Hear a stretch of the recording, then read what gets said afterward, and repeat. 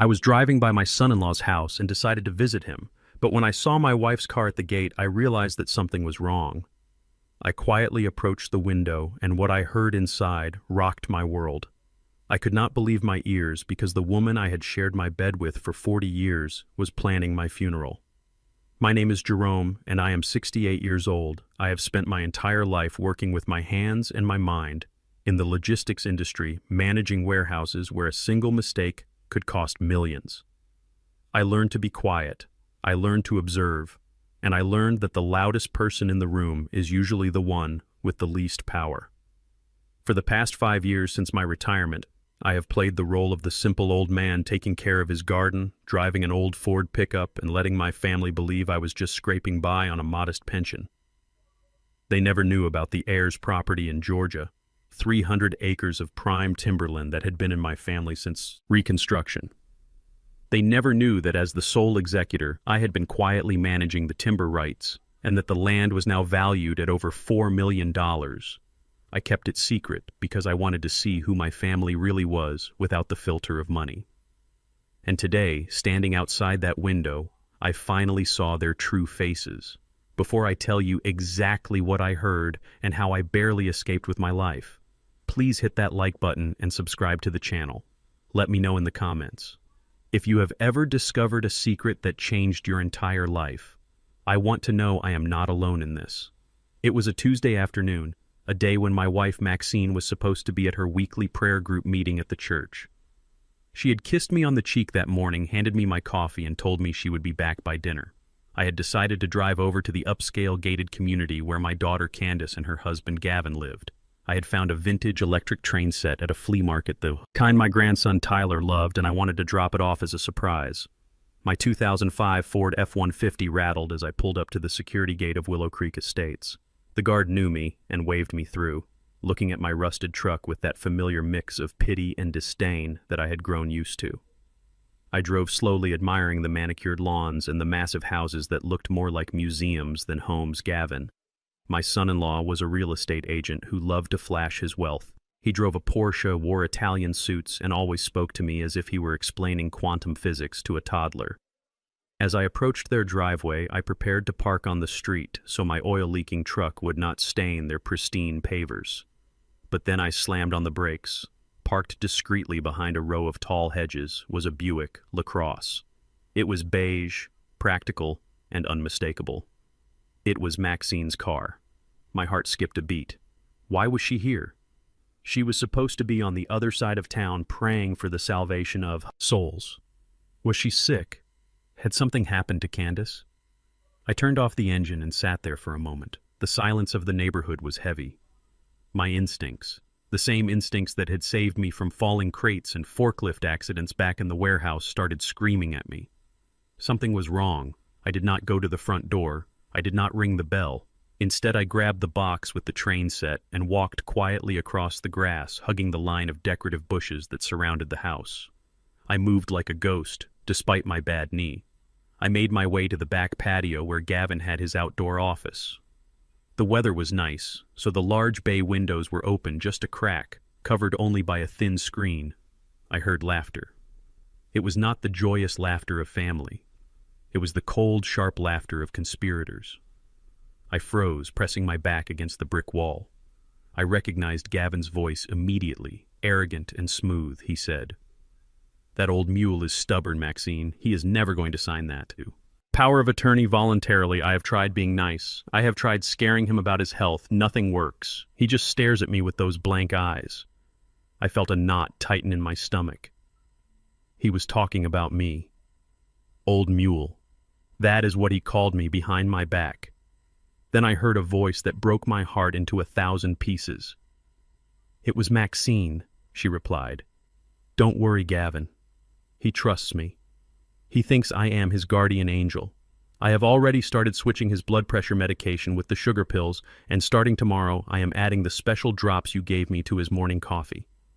My hands started to shake so violently that I almost dropped the train set. Special drops, switching my medication. The headaches I had been having for the last 2 weeks, the dizziness, the blurred vision. I thought it was just old age catching up with me. But it was her. It was the woman I had built a life with. Gavin laughed again, the sound of ice cracking, he said. How long until it takes full effect? I have investors breathing down my neck. Maxine, I need to liquidate that Georgia land before the fiscal year ends. If we don't get control of his assets by November, I am finished. Maxine's voice dropped lower, but it was still clear and cold. She said, just be patient. The arsenic is low dose. It mimics natural cognitive decline. By Thanksgiving, he will be so confused and weak that we can have him declared incompetent without anyone raising an eyebrow. Dr. Albright is already on board to sign the papers once the symptoms show. Then you get the power of attorney. We sell the land and we split the proceeds just like we agreed. I felt like I had been punched in the gut. Arsenic. My wife was poisoning me with arsenic. Not for hate, not for revenge, but for land, for dirt. She knew about the land. She must have found the old deeds I had hidden in the attic years ago. She had never said a word. She had just waited, plotted, and now she was executing. I stood there, the cool brick pressing against my spine, trying to remember how to breathe. My wife and my white son-in-law were conspiring to kill me slowly, to make me lose my mind so they could sell my heritage to pay off his debts. I thought about my daughter Candace. Where was she? Was she part of this? Gavin spoke again, answering my silent question, asking, what about Candace? She is going to ask questions if her father suddenly turns into a vegetable. Maxine scoffed, a sound of pure dismissal. She said, Candace is working double shifts at the hospital. She is too exhausted to notice anything. Besides, she does whatever you tell her. Gavin, you handle your wife and I will handle the old man. Once he is in the nursing home and the money is in our accounts, Candace will be grateful we secured her future. They had planned everything. My daughter was just a pawn. My life was just an obstacle, and my death was their payday. I realized I was holding my breath. My chest hurt. A rage I had never known began to boil in my veins, replacing the shock I wanted to burst through. That window and wrap my hands around Gavin's throat. I wanted to scream at Maxine, asking her how she could sleep next to me every night while planning my murder. But I knew I could not. I was a 68-year-old black man in a gated community standing in the backyard of a wealthy white man. If I attacked him, I would be the one going to jail or the morgue, and they would win. I had to be smarter. I had to be the Jerome who managed logistics, who saw the whole board, who anticipated the bottlenecks I had to survive. I took a step back, intending to retreat to my truck and drive straight to the police station.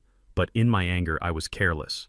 My boot came down on a dry, decorative branch hidden in the mulch. Crack! The sound was like a gunshot in the quiet afternoon. The voices inside stopped instantly. Shh! Did you hear that? Gavin hissed. I threw myself flat against the ground, rolling under the large elevated wooden deck that extended from the patio. It was a tight squeeze, dark and smelling of damp earth and rot. I pulled the box with the train set against my chest and held my breath. I heard the sliding glass door open. Heavy footsteps crunched on the gravel right above my head. "Who is there?" Gavin shouted. His voice was not smooth anymore. It was edged with panic. I could see his expensive loafers through the slats of the deck wood. He was standing just inches from where I lay, hidden. Dust fell onto my face, but I did not blink. I did not move. "Maybe it was a raccoon," Maxine said from the doorway, her voice trembling slightly, "or the neighbor's cat." "Come back inside, Gavin. You are being paranoid." Gavin walked to the edge of the patio, peering into the yard. I saw him pull something from his waistband. It was a gun, a small chrome pistol. He was armed. He was ready to kill to protect his secret. I squeezed my eyes shut, praying to a God I thought had abandoned me. If he looked down, if he bent over just a little bit, he would see me, and he would shoot me, claiming I was an intruder, a trespasser, justifiable. Self-defense. I saw a squirrel dart across the lawn, climbing up the oak tree. "There, look, Gavin. It was just a squirrel," Maxine called out. "Let's finish this. I need to get home before Jerome returns. I have to prepare his dinner." Gavin stood there for 10 more seconds, seconds that felt like hours. Finally, he grunted and turned around. "Damn rodents," he muttered. He walked back inside and slid the glass door shut, locking it with a heavy thud. I lay in the dirt under the deck for another 20 minutes, my heart hammering against my ribs like a trapped bird. I waited until I heard the front door open and close. I waited until I heard the engine of Maxine's Buick start up and fade into the distance. Only then did I crawl out. My clothes were covered in dust and spiderwebs. My knees ached, my hands were scraped, but I was alive. I walked back to my truck, my legs feeling like lead. I threw the train set onto the passenger seat, looking at the innocent picture of the locomotive on the box. The toy was for a grandchild I might never see grow up if I didn't act fast. I sat in the driver's seat, gripping the steering wheel until my knuckles turned white. I looked at myself in the rearview mirror. The face staring back was not the same man who had driven here an hour ago. That man was a husband, a father, a grandfather. The man looking back now was a target. I started the truck. The engine roared to life, spitting a cloud of black smoke. I drove out of Willow Creek Estates, passing the security guard who didn't even look up. I couldn't go to the police yet. It was my word against theirs. They were respected members of the community. I was just a retired old man complaining about his wife giving him vitamins without proof, without a toxicology report. They would just call it a domestic dispute, or worse, a sign of the dementia Maxine was already claiming. I had to go home. I had to go back to the house where my executioner was waiting for me. I realized with a chilling clarity that I had to play their game. I had to pretend I didn't know, I had to drink the coffee, or I had to let them think they were winning, while I gathered the evidence to bury them. I drove home, my mind racing faster than the truck. Maxine would be there waiting, with a smile and a poisoned meal. I pulled into my driveway. The Buick was already parked perfectly in its spot. I turned off the engine and took a deep breath, composing my face, masking the terror and the rage. I walked to the front door. I opened it, and the smell of pot roast hit me. It was my favorite meal. Or it had been. "Honey, is that you, Maxine?" called out from the kitchen, her voice sweet and loving, the voice of a woman who had shared my life for 4 decades. "I'm home, dear," I called back, my voice steady, betraying nothing. I walked into the kitchen. She was standing by the stove wearing her floral apron, stirring a pot. She turned to me and smiled, and for the first time I saw the shark behind the eyes. "How was your day?" she asked, walking over to kiss me. I let her kiss my cheek, fighting the urge to recoil. It was quiet. I lied. Just a quiet, boring day. She smiled again and handed me a glass of iced tea. "Here, drink this. You look parched. It is hot outside." I looked at the glass. The ice clinked softly, condensation running down the sides. It looked refreshing. It looked deadly. "Thank you," I said, taking the glass. I raised it to my lips, watching her watch me. Her eyes were locked on the glass. Hungry, expectant. I knew then that the war had begun, and I, Jerome Blackwell, was not going to be the casualty. I was going to be the survivor. I pretended to take a sip, but I kept my lips tight, letting the liquid touch them, but not enter. Then I lowered the glass and smiled back at her. "Dinner smells great, Maxine," I said. She turned back to the stove, satisfied. I poured the tea into the potted plant by the window when she looked away. The game was on, and they had no idea who they were playing against. The morning sun filtered through the kitchen curtains, casting long shadows across the linoleum floor that I had laid down with my own hands 20 years ago. It was a beautiful Wednesday morning, the kind of day that makes you glad to be alive, unless you know that your wife is trying to kill you before lunch. I sat at the small round table pretending to read the newspaper, but my eyes were fixed on the reflection in the toaster oven. I watched Maxine moving near the coffee maker. She was humming a gospel song, Amazing Grace. Her hips swayed slightly to the rhythm, and she looked for all the world like the devoted wife of 4 decades preparing breakfast for her husband. It was a performance worthy of an Academy Award. If I had not been hiding under that deck yesterday, if I had not heard her promise Gavin that she would handle the old man, I would have believed it. I would have smiled and thanked God for a woman who loved me. But I knew better. Now I watched the reflection as she reached into the pocket of her housecoat. She pulled out a small amber vial. It happened in a split second. She uncapped it and squeezed 3 drops into my mug. The dark liquid vanished into the black coffee, leaving no trace. She stirred it with a spoon, clinking the ceramic sides cheerfully. Then she capped the vial and slid it back into her pocket. She turned around with a bright smile, holding the mug in both hands.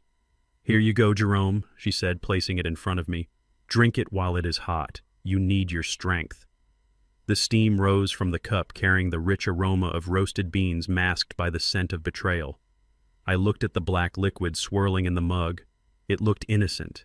It looked like the same coffee I had drunk every morning for 40 years. But now I knew it was a weapon.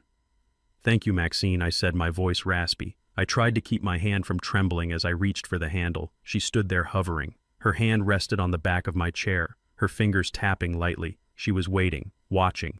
She needed to see me take that first sip. She needed to know the poison was inside me, working its magic, destroying my mind so they could steal my land. A war raged inside my chest. Part of me wanted to stand up and smash the mug against the wall, screaming that I knew everything. I wanted to grab her by the shoulders and shake the truth out of her. But the logical part of me, the part that had managed complex supply chains and navigated corporate politics without a college degree, told me to stop. If I confronted her now, she would deny it. She would say it was sweetener or vitamins. She would call the police and say I was having an episode, proving her claim that I was losing my mind. I had to be smarter. I had to buy time. I lifted the mug toward my lips. My heart hammered against my ribs loud enough that I feared she could hear it. The heat of the coffee warmed my face. Maxine leaned in closer, her eyes wide and expectant. Suddenly I gasped and grabbed my chest, letting the mug tilt dangerously in my hand. "What is it, Jerome?" she asked, her voice. Spiking with fake alarm, I felt a sharp pain. I lied, grimacing. "It is probably just indigestion form, that late dinner." I slammed the mug down on the table, intentionally hitting the edge hard enough to slosh coffee over the rim. "Oh, shoot, look at that," I said clumsily. "I made a mess." Maxine sighed, but her eyes remained cold. "Let me get a rag," she said, turning toward the sink. The moment her back was turned, I moved with a speed I did not know I still possessed. I grabbed the mug and poured the entire contents into the large potted fern that sat on the windowsill next to the table. The dark liquid soaked into the soil, instantly vanishing. I set the empty mug back on the table just as Maxine turned around. With the wet rag, I wiped my mouth with the back of my hand, pretending to swallow. "I feel a bit better now," I said. "Thanks for the coffee, Maxine. It was just what I needed." She looked at the empty mug and a satisfied smile spread across her face. "Good," she said, wiping the table. "You finish up, I am going. To the store, I will be back in an hour." She kissed my forehead. A Judas kiss. Then she grabbed her purse and walked out the door, leaving me alone in the kitchen with the empty mug and the poisoned fern. I sat there for a long time, listening to the silence of the house. My head was throbbing. It was a dull, persistent ache right behind my eyes that I had been ignoring for weeks. I had attributed it to stress, to aging, to the fact that I needed new glasses. But now, sitting in the morning light with the knowledge of what was in that vial, I began to connect the dots. I pulled my smartphone from my pocket. It was an older model with a cracked screen, but it worked fine. I opened the browser and typed in a search query, "symptoms of arsenic poisoning." The results loaded, and as I scrolled down the list, a cold sweat broke out on the back of my neck. Headaches, check. Dizziness, check. I had almost fallen in the garden last week, blaming my bad knee. Blurred vision, check. Metallic taste in the mouth. I ran my tongue over my teeth. There it was, subtle but undeniable. A taste like I had been sucking on a copper penny. I had thought it was a side effect of my blood pressure medication. But Maxine handled my medication. She sorted the pills every Sunday into the little plastic organizer marked with the days of the week. I stood up, my legs feeling heavy, and walked to the bathroom cabinet. I found the organizer and popped open the compartment for Tuesday. Inside were 2 white pills and 1 blue one. They looked identical to the ones I had been taking for years. But looks can be deceiving, just like wives. I took out one of the white pills and crushed it on the countertop. It turned into a fine powder. Usually my blood pressure meds were hard to crush, coated to dissolve slowly in the stomach. This was chalky. It was sugar. It was a placebo. She had been switching my real medication with sugar pills, allowing my blood pressure to spike, causing the headaches and dizziness. And on top of that, she was adding the arsenic to my coffee. I looked in the mirror. The man staring back at me looked tired. His eyes were bloodshot, his skin slightly gray. I wasn't just getting old, I was being murdered slowly, systematically, day by day in my own home by the people who were supposed to love me. The realization hit me harder than any physical blow. It wasn't just greed, it was hatred. You have to hate someone, to watch them deteriorate, to watch them suffer and smile while you hand them the poison. I washed the powder down the sink and gripped the edge of the vanity. I am not dying today, I whispered to my reflection. I am not dying tomorrow. You picked the wrong old man to kill. Maxine. I heard the rumble of a car engine in the driveway. It wasn't Maxine's Buick. It was a deeper, throaty sound. I looked out the bathroom window and saw a silver BMW convertible pulling up. It was Gavin. He stepped out of the car, adjusting his expensive sunglasses, looking like he owned the world. He carried a leather briefcase and walked with a swagger that made my fists itch. He was here to check on his investment. He was here to see if the old mule was ready to break. I went back to the living room and sat in my recliner, forcing my body to relax, forcing my face into a mask of weary confusion. I had to play the part. The front door opened without a knock. "Hey, Pop," Gavin called out, his voice booming. "You home in here, Gavin?" I answered, making my voice sound weak and tremulous. He walked into the living room, bringing the smell of expensive cologne and arrogance with him. He looked me up and down, scanning for signs of weakness, for signs that the poison was working. "You look tired, Pop," he said, sitting on the sofa opposite me, untucking his trousers at the knees to preserve the crease. "Rough night?" "Just old age, son," I said, rubbing my temples. "Just these headaches. They do not seem to go away." Gavin nodded sympathetically. A shark smiling at a seal. "That is a shame, Pop. Really a shame. Listen, since you are not feeling up to par, I wanted to help you out with some of the boring stuff." He placed the briefcase on his lap and clicked it open. He pulled out a thick document stapled at the top. The paper was crisp and white, contrasting with the dark intentions behind it. "What is that?" I asked, squinting at it. "It is just some insurance paperwork, Pop," Gavin said smoothly. "You know, for the house and the car." With you not feeling well, Maxine thought it would be better if I handled the renewals and the payments, so you do not have to worry about deadlines or fine print. It is just a standard form. He held it out to me along with a gold pen. I took the document. My hands shook slightly, not from age but from the effort of not strangling him. I looked at the header.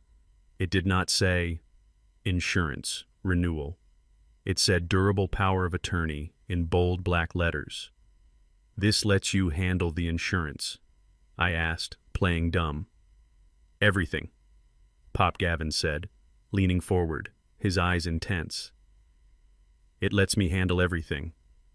The bills, the bank accounts, the property taxes. I can make sure everything is paid on time so you can just relax and get better. You trust me, don't you?" "Pop, I am family." I looked at the paper, then at him. I saw the greed sweating off him. He did not want to pay my bills. He wanted to sell the Georgia land. He wanted to drain my accounts and leave me to rot in a state facility. I do not think so.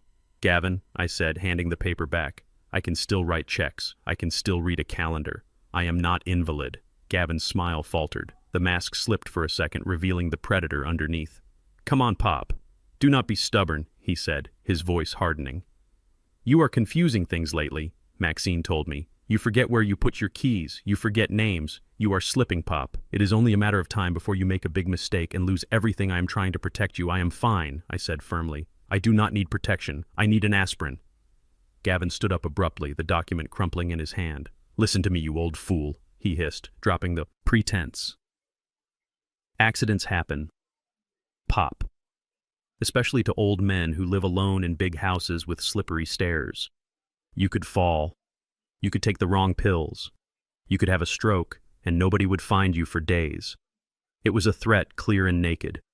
He was telling me that if I did not sign, I would have an accident. I looked him dead in the eye, channeling every ounce of authority I had wielded as a warehouse manager. "Get out of my house, Gavin." He laughed, a cold, dry sound. "You are making this hard on yourself, Pop. We are going to get that signature, one way or another. Maxine is losing patience, and so am I." He shoved the papers back into his briefcase and stormed out, slamming the front door so hard the pictures on the wall rattled. I sat there in the silence, my heart racing. I looked over at the window. The fern where I had poured the coffee was already drooping, its leaves turning a sickly yellow. They were not going to stop. They were going to escalate. I had survived the morning, but I knew that tonight the dinner would be deadly. I had to move fast, or I would not live to see the sunrise. Later that evening, the sound of a key turning in the lock startled me. I was sitting in the dark, nursing a glass of water and trying to figure out how to survive the night.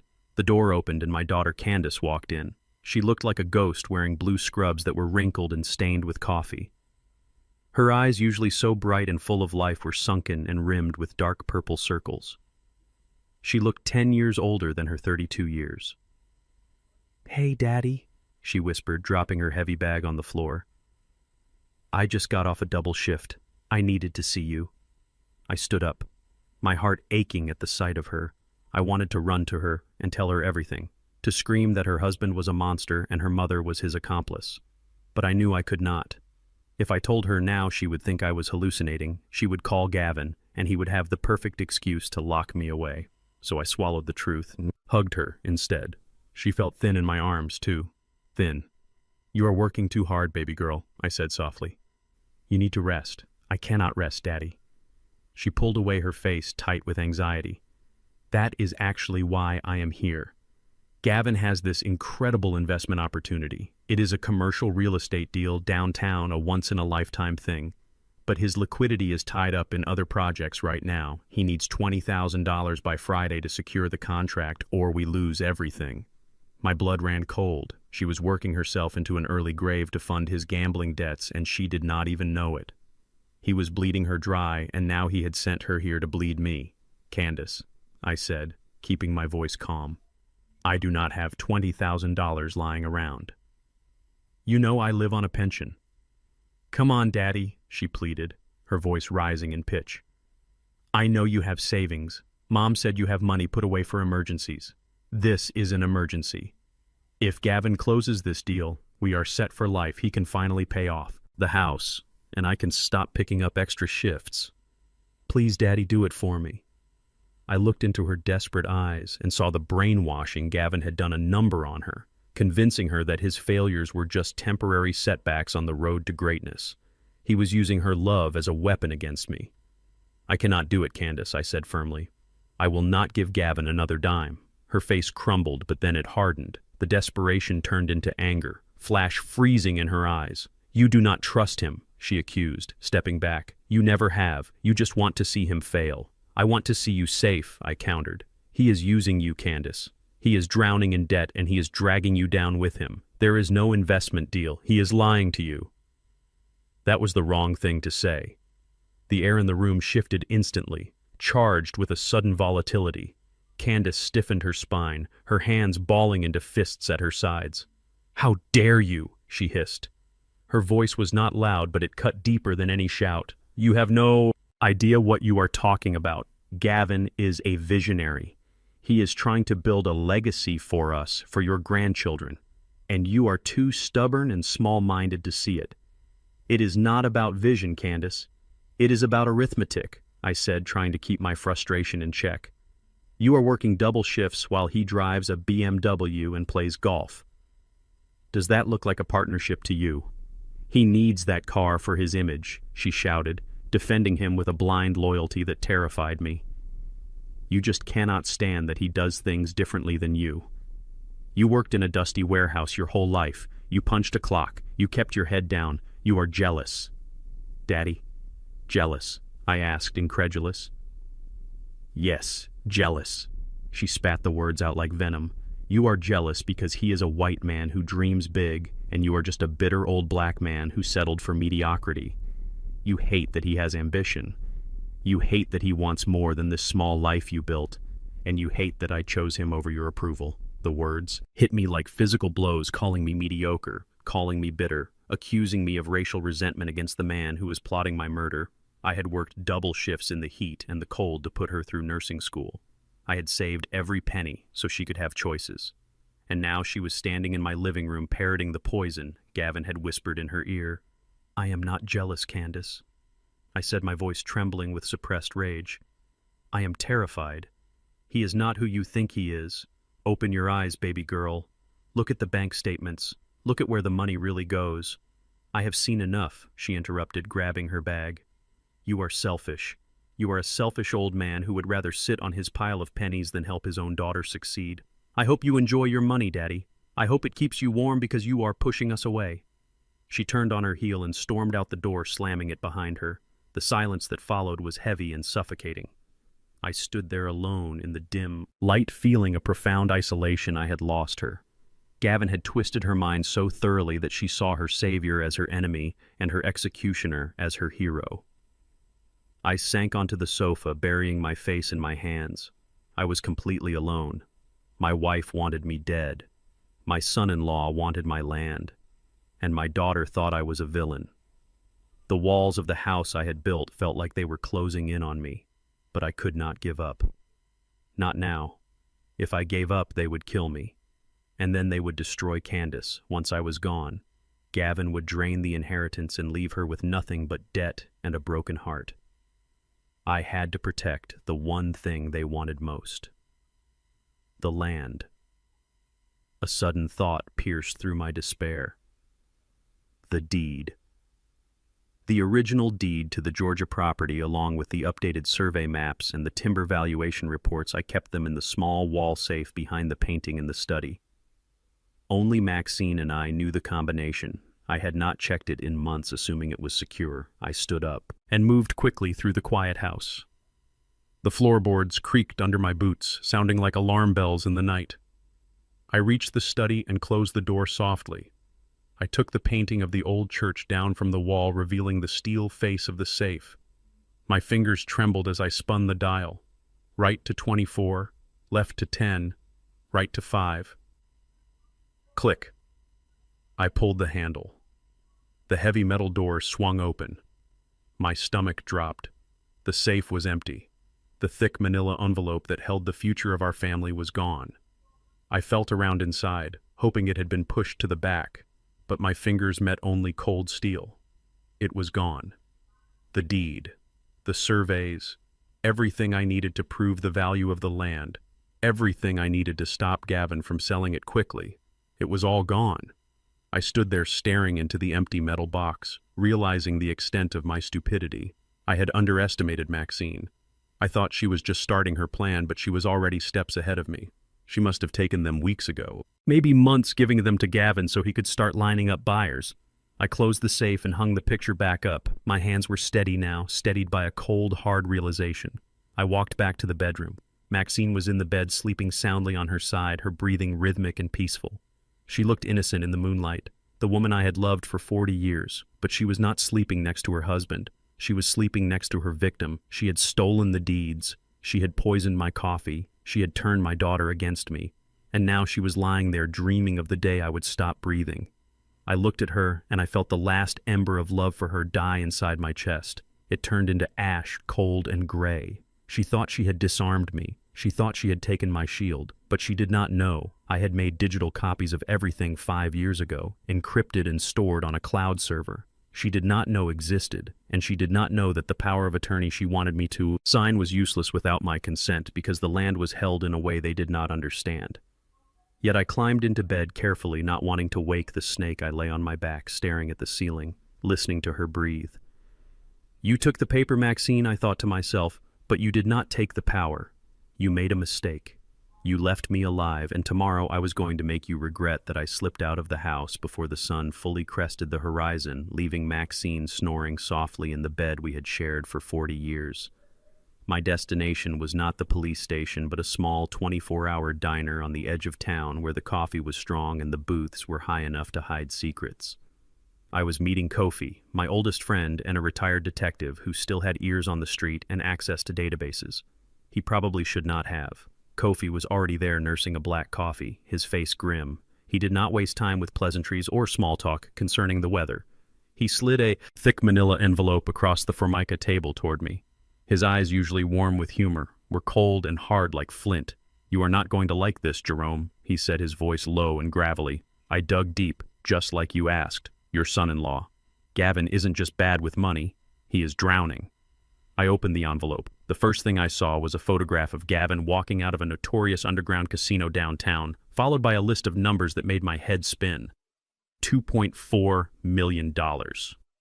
I looked up at Kofi, waiting for him to tell me it was a mistake, a typo, anything other than the reality staring back at me. "He owes the wrong people," Jerome Kofi explained, leaning in close, "the kind of people who do not send debt collectors with clipboards. They send men with baseball bats and bone saws. He has been gambling on everything. Sports high-stakes poker real estate, speculation that never existed. He is leveraging debt to pay off interest on other debt. I looked at the documents again, Gavin. Wasn't investing my daughter's money. He was throwing it into a black hole. And now I understood the urgency. The arsenic, the pressure to sign the power of attorney, the desperation in his eyes when he asked for money. He was a dead man, walking, and my family land was his only way out. He has 2 weeks, Kofi said quietly. My sources say the Sharks gave him until the end of the month to come up with a lump sum, or they are going to make an example of him. That land of yours is his. Get out of jail free card. I felt a cold rage settle in my chest, replacing the fear. Gavin was willing to murder me to save his own skin. He was willing to sacrifice my daughter's future to cover his addiction. And Maxine? I asked the question, burning my throat. Is she in this? Kofi hesitated, tapping his finger on the table. I could not find a direct link to the gambling debts. But Jerome, I found something else, something strange about her finances. There are transfers, big ones, going to an account that has nothing to do with Gavin. But I cannot crack it yet. I need more time. I nodded, putting the papers back into the envelope, deeply thankful for a friend like Kofi.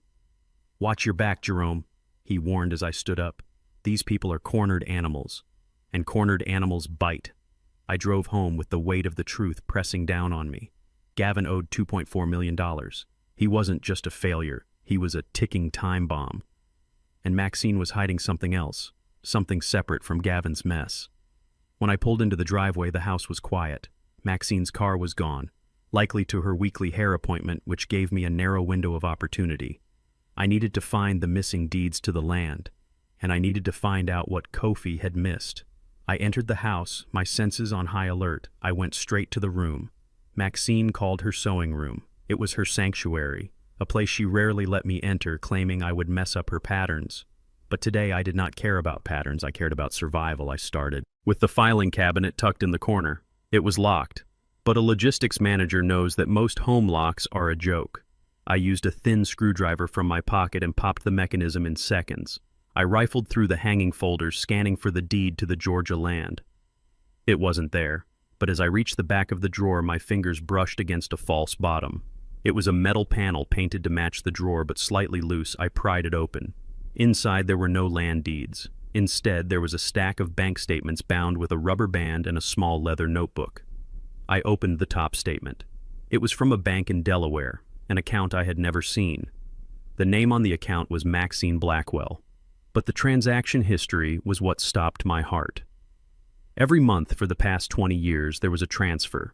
$500, $1,000, sometimes $2,000. It added up to hundreds of thousands of dollars siphoned from our joint savings from my pension, from the money I thought we were putting away for our golden years. And next to each transfer was a note written in Maxine's neat cursive handwriting. For Marcus King. Who was Marcus King? I searched my memory for the name, a cousin, a distant nephew, a charity, but nothing came up. The name was a ghost. I opened the leather notebook. It was full of dates and brief cryptic notes. Marcus needs braces. Marcus college fund. Marcus legal fees. My hands trembled. Maxine had a secret life, a secret financial drain that had been bleeding us dry for 2 decades. While I was working overtime, while I was driving a rusted truck to save money, she was sending a fortune to a man I did not know. Was he a lover, a blackmailer? Another child she had kept hidden from me. The betrayal was so absolute, so complete that I felt dizzy. It wasn't just about the land anymore. It was about my entire life. It was all a lie. Every smile, every kiss, every moment of shared struggle had been underpinned by this massive deceit. I was so absorbed in the documents, so lost in the horror of the discovery that I did not hear the front door open. I did not hear the soft footsteps on the carpeted stairs. I only realized I was not alone when the floorboard behind me creaked. I spun around, clutching the notebook to my chest. Maxine stood in the doorway. She was not wearing her coat. She had come back early. Her eyes went from my face to the open filing cabinet and then to the notebook in my hand. She did not look surprised. She did not look guilty. She looked relieved. "You found it," she said, her voice devoid of emotion. "I was wondering when you would stop being so blind, Jerome. You always were good at counting boxes, but terrible at reading people." "Who is Marcus King?" I demanded, my voice shaking. Why have you been sending him our money?" Maxine stepped into the room, closing the door behind her. She smoothed her skirt, her face settling into a mask of cold determination. "It does not matter who he is, Jerome," she said. "What matters is that you are snooping where you do not belong. You were supposed to be the good, quiet husband. You were supposed to trust me. I trusted you with my life," I shouted. "I trusted you with everything, and you are poisoning me. You are stealing from me." Maxine laughed, a sound that chilled my blood. "You never gave me what I needed, Jerome. You were always so small, so content with your little life. I needed more, and now I am going to take it." She reached into her purse, but she did not pull out a weapon. She pulled out her phone. "What are you doing?" I asked, wary of her calmness. "I am doing what I have to do," she said, punching in 3 numbers, 911. Then she looked me dead in the eye and smiled, a smile that was pure evil. She hit the call button and brought the phone to her ear. "Help me!" she screamed suddenly, her voice transforming instantly into a shriek of terror. "Please, send police. My husband is attacking me. He has a weapon. He is trying to kill me." I stood there frozen in shock. Maxine dropped the phone to the floor, leaving the line open. Then she grabbed the collar of her own silk blouse and ripped it open, buttons flying across the room. She scratched her own face, dragging her nails down her cheek until blood welled up. "Maxine, stop!" I yelled, taking a step forward. "Stay back!" she screamed at the top of her lungs, throwing herself against the filing cabinet, knocking a lamp to the floor with a loud crash. "Get away from me, Jerome!" She was framing me. She was staging a domestic assault right in front of my eyes and broadcasting it to the emergency operator. I realized with a jolt of horror that this was the endgame. If the poison did not work, she would use the law. She would have me arrested, locked up, or put in a psych ward claiming I had snapped. I backed away, my hands raised, realizing I had walked straight into a trap. I looked at the woman tearing her own clothes, screaming for help, and I knew that the Jerome who lived in this house was dead. The sirens were already wailing in the distance, getting closer every second I had to run, but there was nowhere to go. The walls were closing in, and my wife was holding the key to my destruction. The red and blue lights flashed against the living room walls like a disco ball in a nightmare, blinding me as the front door burst open. Officers did not knock. They did not ask questions. They saw a woman with a torn blouse and a bleeding face screaming in terror, and they saw a black man standing over her. The math was simple in their eyes, and the solution was violence. I barely had time to raise my hands before I was tackled, the air leaving my lungs in a painful whoosh as my chest hit the hardwood floor. Knees pressed into my back, pinning me down, while Maxine sobbed theatrically in the corner, pointing a shaking finger at me. "He is having an episode," she wailed, her voice trembling with a perfect mix of fear and sorrow. "He has not been taking his medication, officers. He thinks everyone is stealing from him. He thinks I am trying to hurt him. Please do not hurt him. He does not know what he is doing." I tried to speak. I tried to tell them about the poison, about the hidden bank accounts, about Marcus King, but my face was pressed against the floorboards, and every time I opened my mouth, the pressure on my back increased. "Stop resisting," the officer shouted, twisting my arms behind me until my shoulders screamed in protest. The handcuffs clicked shut, cold and tight, biting into my wrists. They dragged me up, not like a man, but like a sack of feed. Maxine stood there, clutching her chest, tears streaming down her face, masking the triumph in her eyes. "Is he going to jail?" she asked the sergeant, her voice small and fragile. "If he is off his meds and violent, ma'am, we can take him in for a psychiatric evaluation," the sergeant replied, looking at me with disgust. "We can put him on a 5150 hold. That gives the doctors 72 hours to assess him. If he is a danger to himself or others, they will keep him." "Please do that," Maxine begged. "He needs help. He is losing his mind." I looked at her one last time as they shoved me toward the door. "You are the one who needs help, Maxine," I said, my voice low and steady. "You are going to rot for this." She just buried her face in her hands, sobbing louder to drown out my truth. The neighbors were out on their lawns watching the spectacle as Jerome Blackwell, the quiet man who kept his lawn perfect, was dragged away in the back of a police cruiser. I did not struggle anymore. I saved my energy. I knew that fighting the police would only give them a reason to silence me permanently. I sat in the hard plastic seat watching my house disappear, and realized that the cage Maxine had built for me was not a prison cell. It was a padded room. The hospital smelled of bleach and hopelessness. The fluorescent lights buzzed with a sound that drilled into my skull, increasing the headache that the arsenic had started. I was stripped of my clothes, my belt, and my dignity, dressed in a thin paper gown and placed in a room with no handle on the inside of the door. I sat on the edge of the bed, shivering, not from cold, but from the realization of how deep this conspiracy went. The door opened and a man walked in holding a clipboard. He was tall, with silver hair and a tan that spoke of long afternoons on the golf course. He wore a white coat that was too clean and a smile that did not reach his eyes. I recognized him immediately. It was Dr. Albright, the man Gavin played golf with every Sunday, the man Maxine had mentioned in the garden. "Hello, Jerome," Dr. Albright said, his voice smooth and condescending. "I hear we are having a rough day. I am not crazy." "Doctor," I said, standing up to meet his gaze. "My wife is poisoning me with arsenic. My son-in-law is in debt to the mob. They are trying to steal my land. I need a blood test immediately." Dr. Albright did not write anything down. He just tapped his pen against the clipboard and shook his head sadly.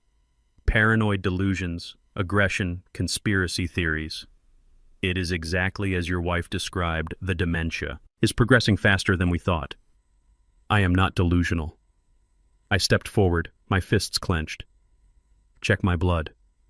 You will find the arsenic."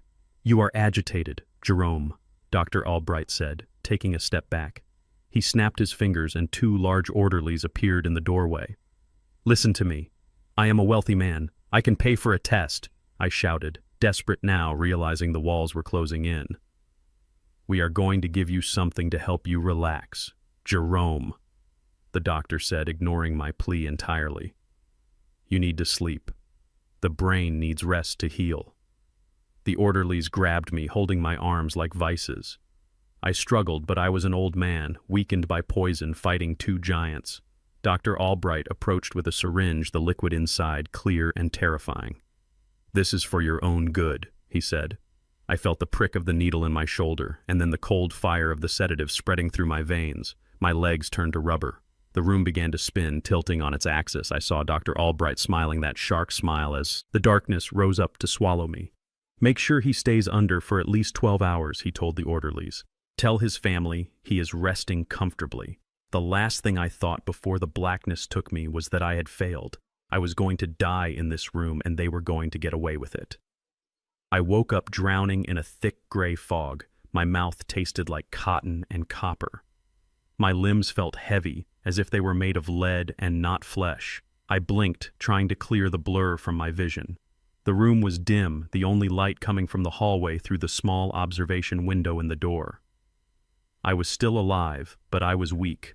I tried to sit up, and the world tilted dangerously. I forced myself to breathe slow and deep, fighting the nausea.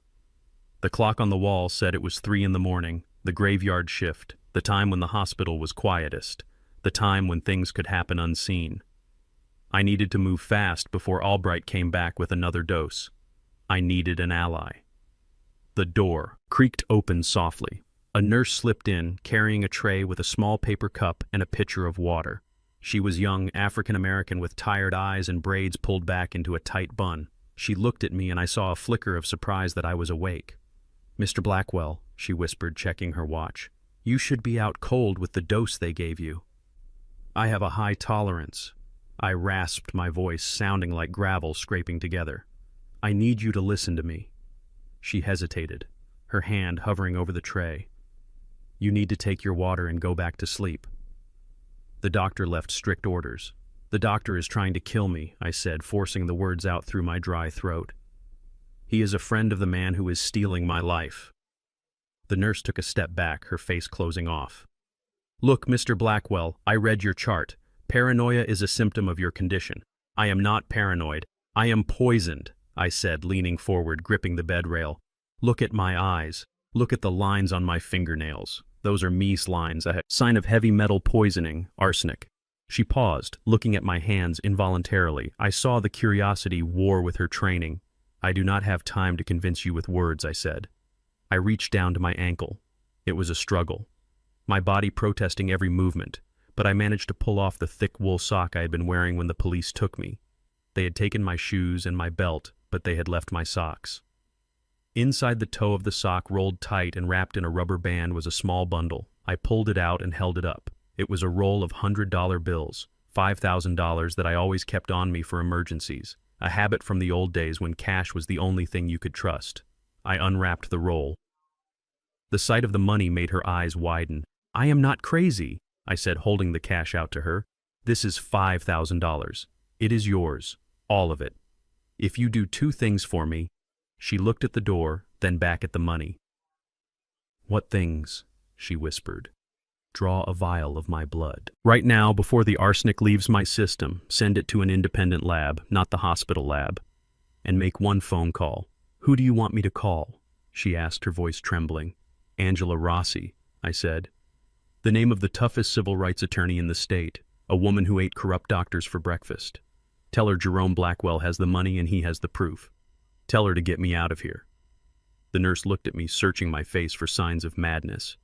She looked at the money, which was more than she made in 2 months. Then she looked at the door where the orderlies patrolled. "If I get caught, I lose my license," she said. "If you do not help me, I lose my life," I countered. "Please, you are the only person in this world who can save me." She stood there for a long heartbeat, the silence stretching tight as a wire. Then she stepped forward and took the money, shoving it deep into her scrub pocket. "Give me your arm," she whispered, pulling a tourniquet and a needle from her pocket. "I will do it, but you better be right, old man." I extended my arm, watching the dark blood flow into the vial. It looked black in the dim light.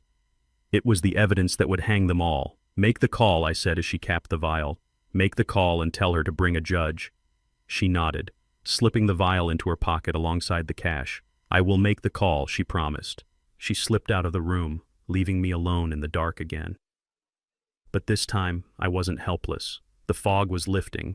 I lay back on the pillow and closed my eyes, waiting for the cavalry to arrive. My family thought they had buried me, but they forgot that seeds grow in the dark. The fluorescent hum of the hospital room was the soundtrack to my execution.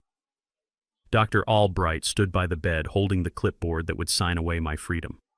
Gavin was there too, wearing a suit that cost more than my first car, looking at me with eyes devoid of mercy.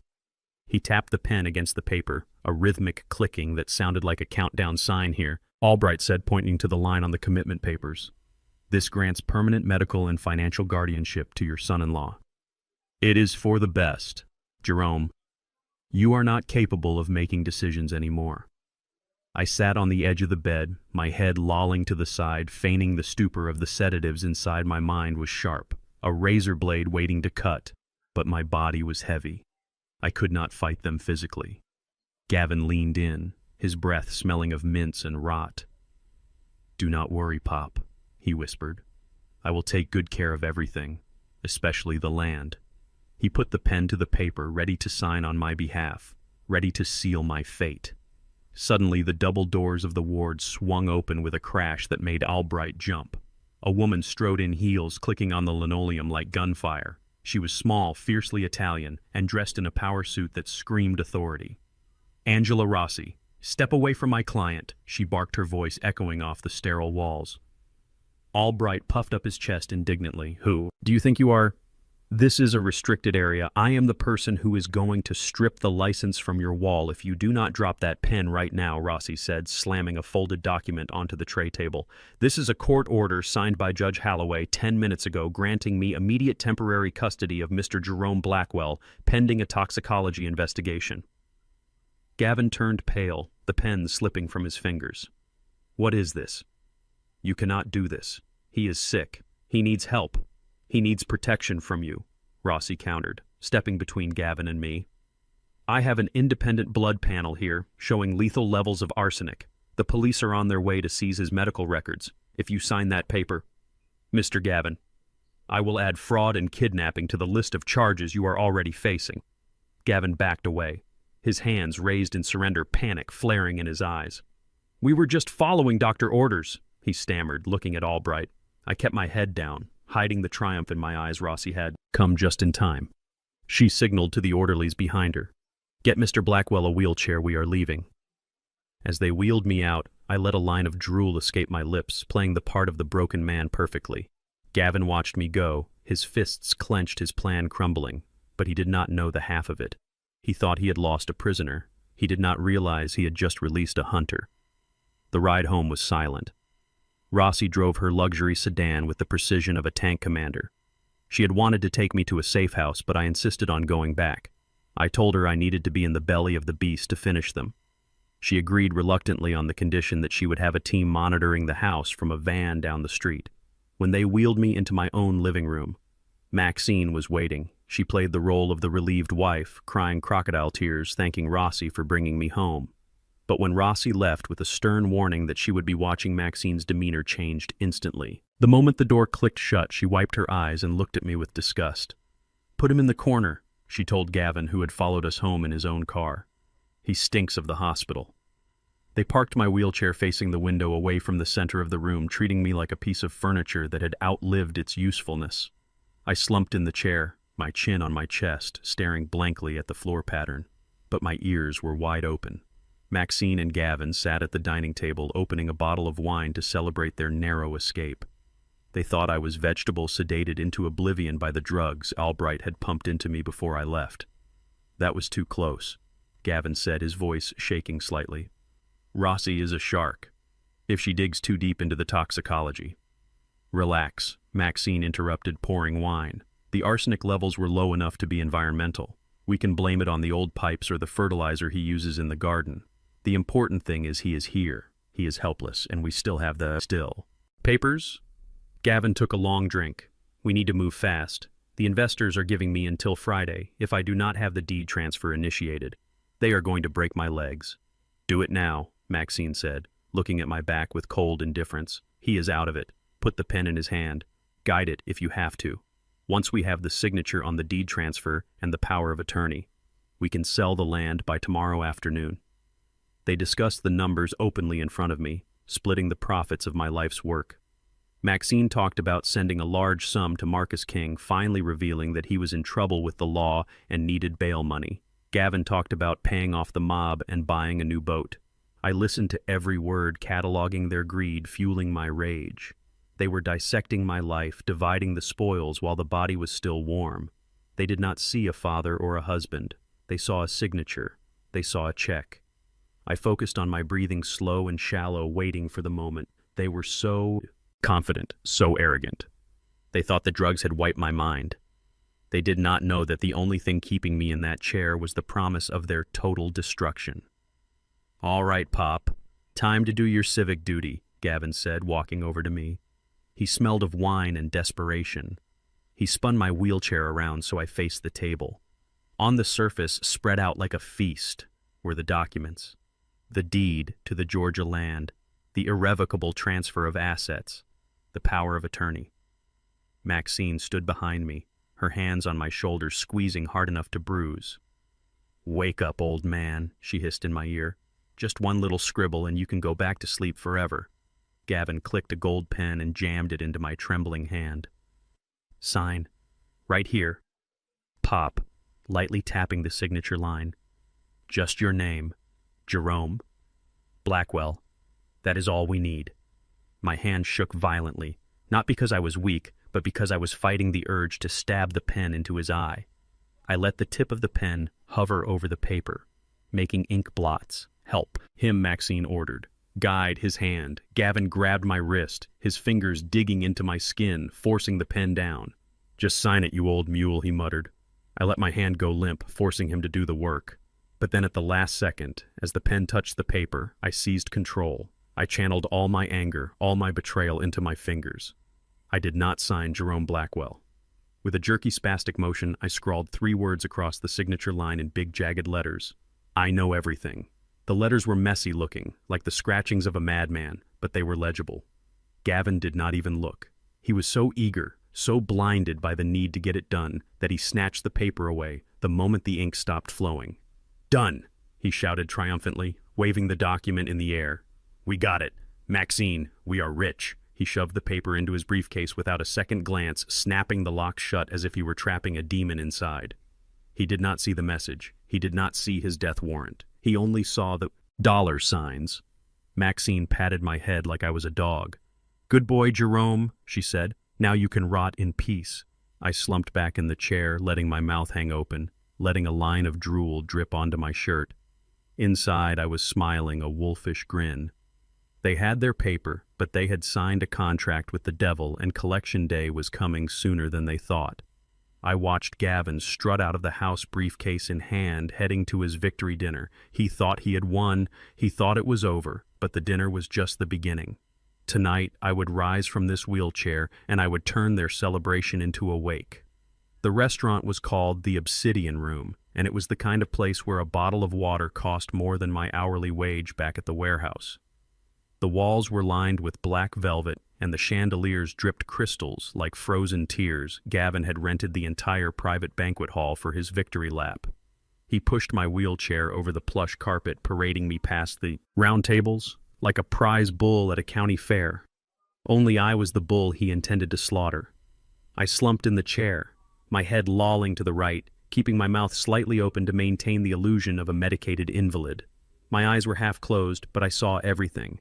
The room was filled with men in sharp Italian suits and women dripping in diamonds. Gavin had told Candace these were angel investors, venture capitalists from the city who were going to turn the Georgia land into a luxury resort. But I knew better. I recognized the look in their eyes. It was the same look the stray dogs had back in the neighborhood before they bit you, hungry, cold, and dangerous. These were not investors. They were loan sharks, bookies, and the kind of men who broke fingers for a living. Gavin owed them millions, and I was his down payment. Candace walked beside me, looking beautiful in a silver dress, but her eyes were dead. She looked exhausted, thin, and haunted. She reached down and wiped my chin with a napkin, her touch gentle but filled with a pity that burned my skin. "Oh, Daddy," she whispered. "I am so sorry you have to be like this. But Gavin says this is for the best. We are securing the future." I wanted to grab her hand and tell her that her husband was serving us up to wolves. But I had to wait. The trap was set, but the door had not slammed shut yet. Gavin parked me at the head table facing the room. He wanted me to see his triumph. He wanted me to witness the moment he became the king of my castle. "Ladies and gentlemen," Gavin boomed, his voice projecting with the confidence of a man who thinks he has gotten away with murder. "Thank you for coming tonight. Tonight we celebrate not just a deal, but a legacy." The sharks at the tables clapped politely, their eyes not on Gavin, but on the expensive stakes being placed in front of them. They did not care about legacies. They cared about the $2.4 million Gavin had promised to pay them by Monday.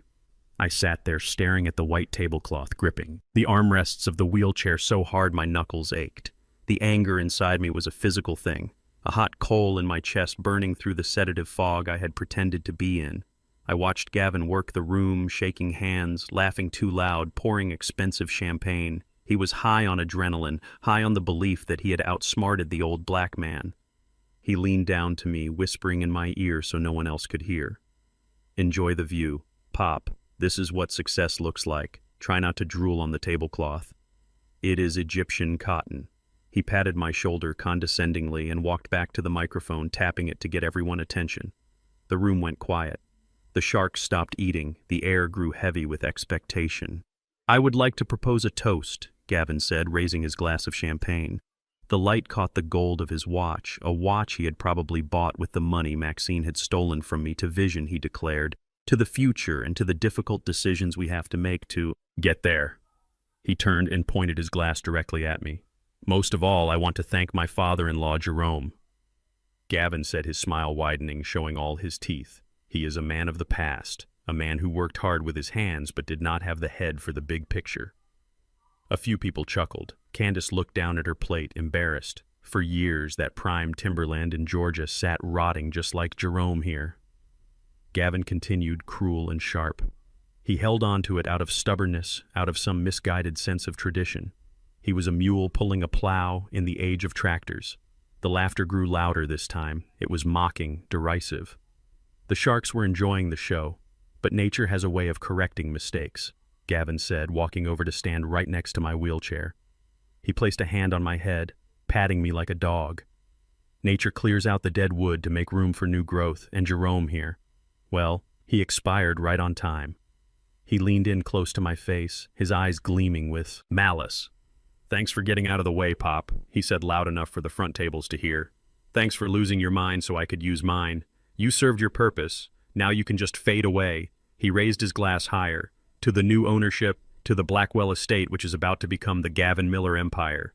Cheers! Cheers! The room responded, a chorus of greed. Gavin threw his head back and drank the champagne, the liquid bubbling down his throat. I watched his throat move. I watched the arrogance radiate off him like heat, and I decided that I had heard enough. I stopped the shallow breathing. I stopped the slumping. I engaged the muscles in my core muscles built from 40 years of lifting crates and moving steel. I reached up and grabbed Gavin's wrist, the one holding the empty glass. His eyes snapped open, looking down at me in shock.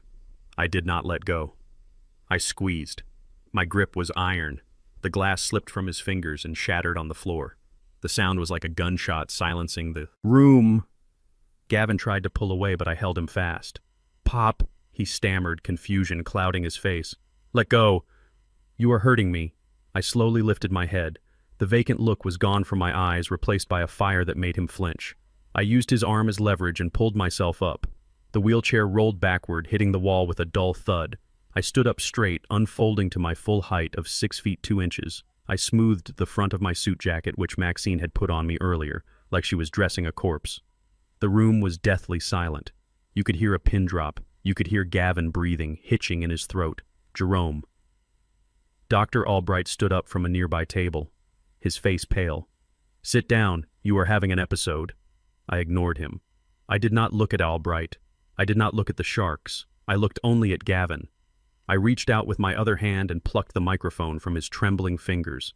The feedback squealed, a high-pitched shriek that made everyone wince. I brought the microphone to my lips. My voice did not shake. It was deep, resonant, and steady. The voice of a man who commanded respect. You made a mistake, Gavin, I said, my voice booming through the speakers. You thought I was dead. Wood. You thought I was a mule. I took a step toward him, forcing him to step back. But you forgot one thing, I continued. You forgot that mule's kick. I turned to the room, looking at the faces of the men who held Gavin debt. You came here for a celebration, I said, my eyes locking with the biggest shark in the room, a man with a scar running down his cheek. You came here because this boy promised you land.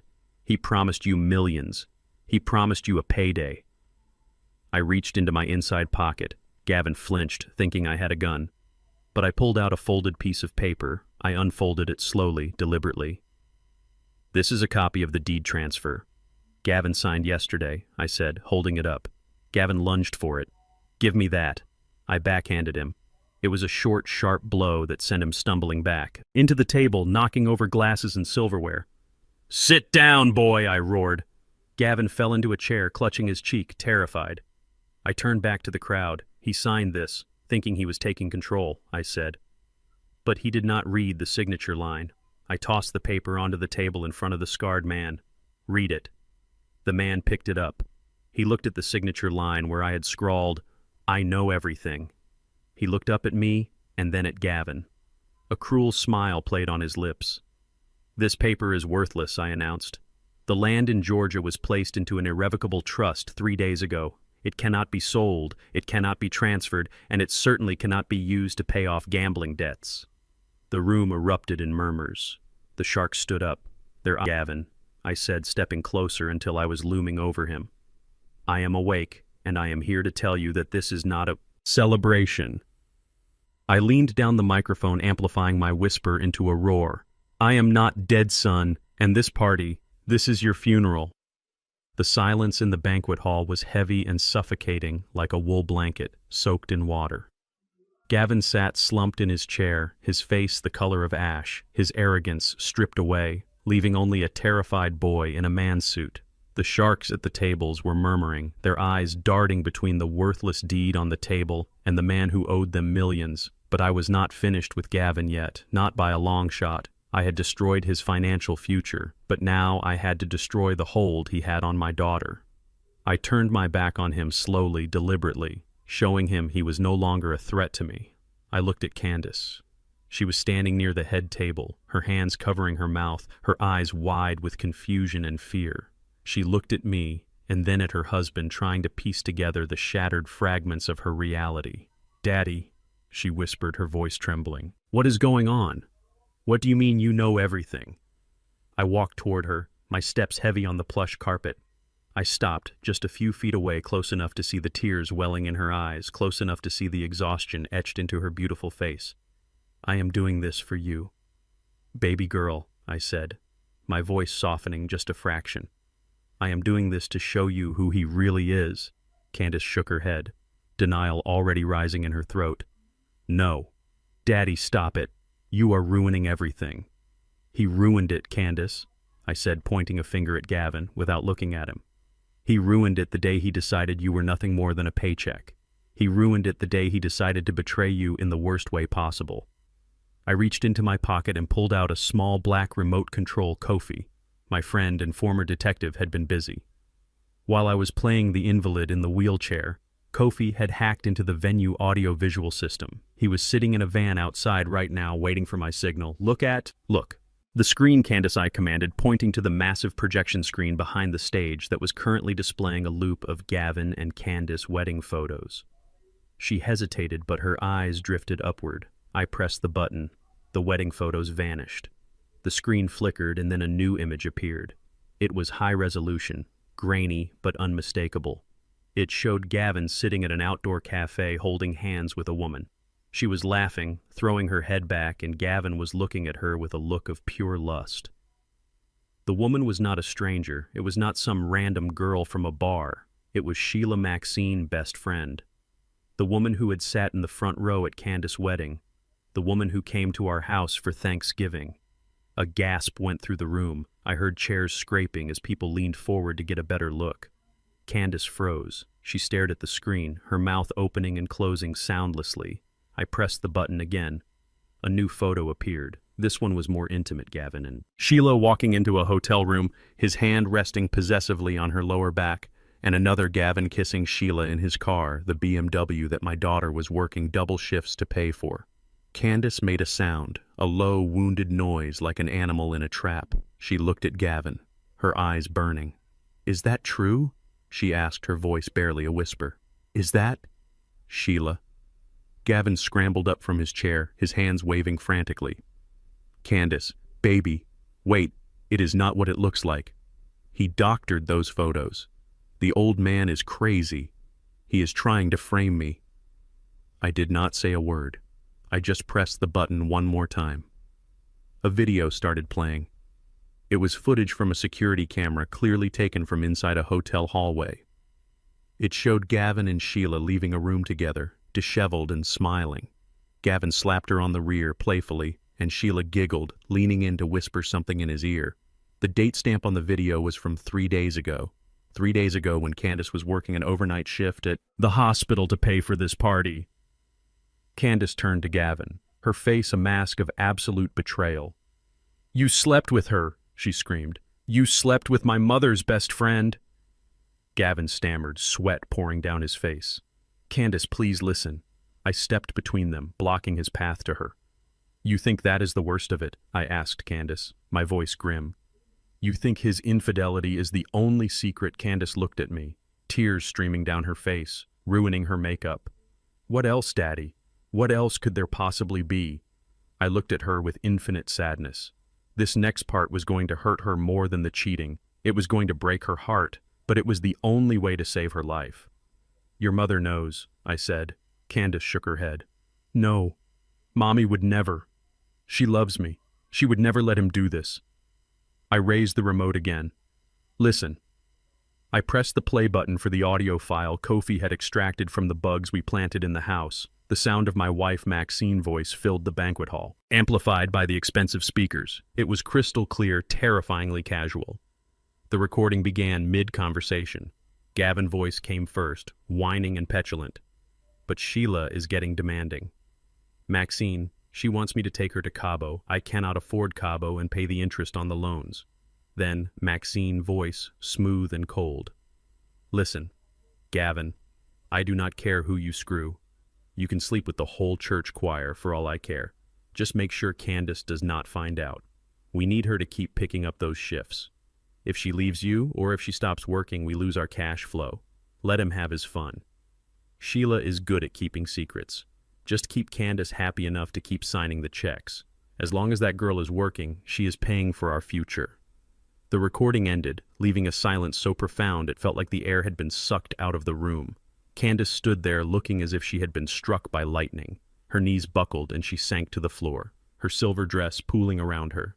She covered her ears, shaking her head violently back and forth as if trying to unhear the words. "Mommy," she wailed, a sound of pure agony. She knew. She called me a cash flow. The guests were no longer whispering. They were staring in horror, witnessing the total destruction of a family. The sharks looked at Gavin with disgust. Even criminals have codes, and selling out your own wife with her mother permission crossed a line. Gavin stood there exposed and naked in his treachery. He looked at the screen, then at me, then at his weeping wife. His face twisted, transforming from fear to a blind animalistic rage. He had lost the land. He had lost the money. He had lost his reputation, and now he was losing his control over Candace. I walked over to Candace and knelt down, putting a hand on her shoulder.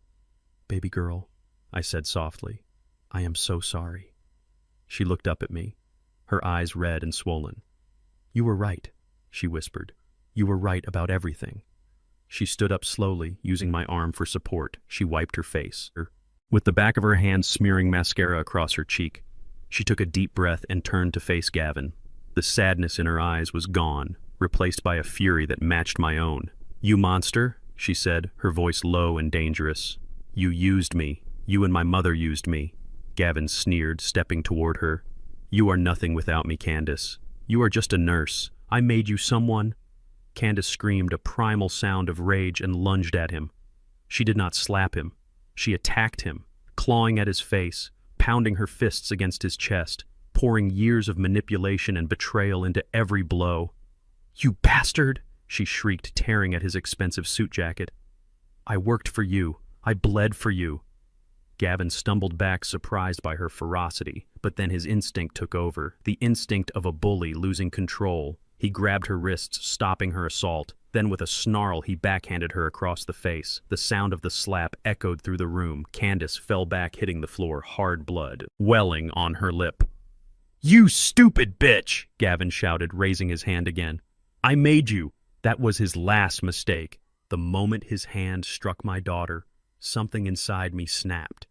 It was the same cold clarity I had felt when I poured the poisoned coffee into the plant, but amplified 1,000 times.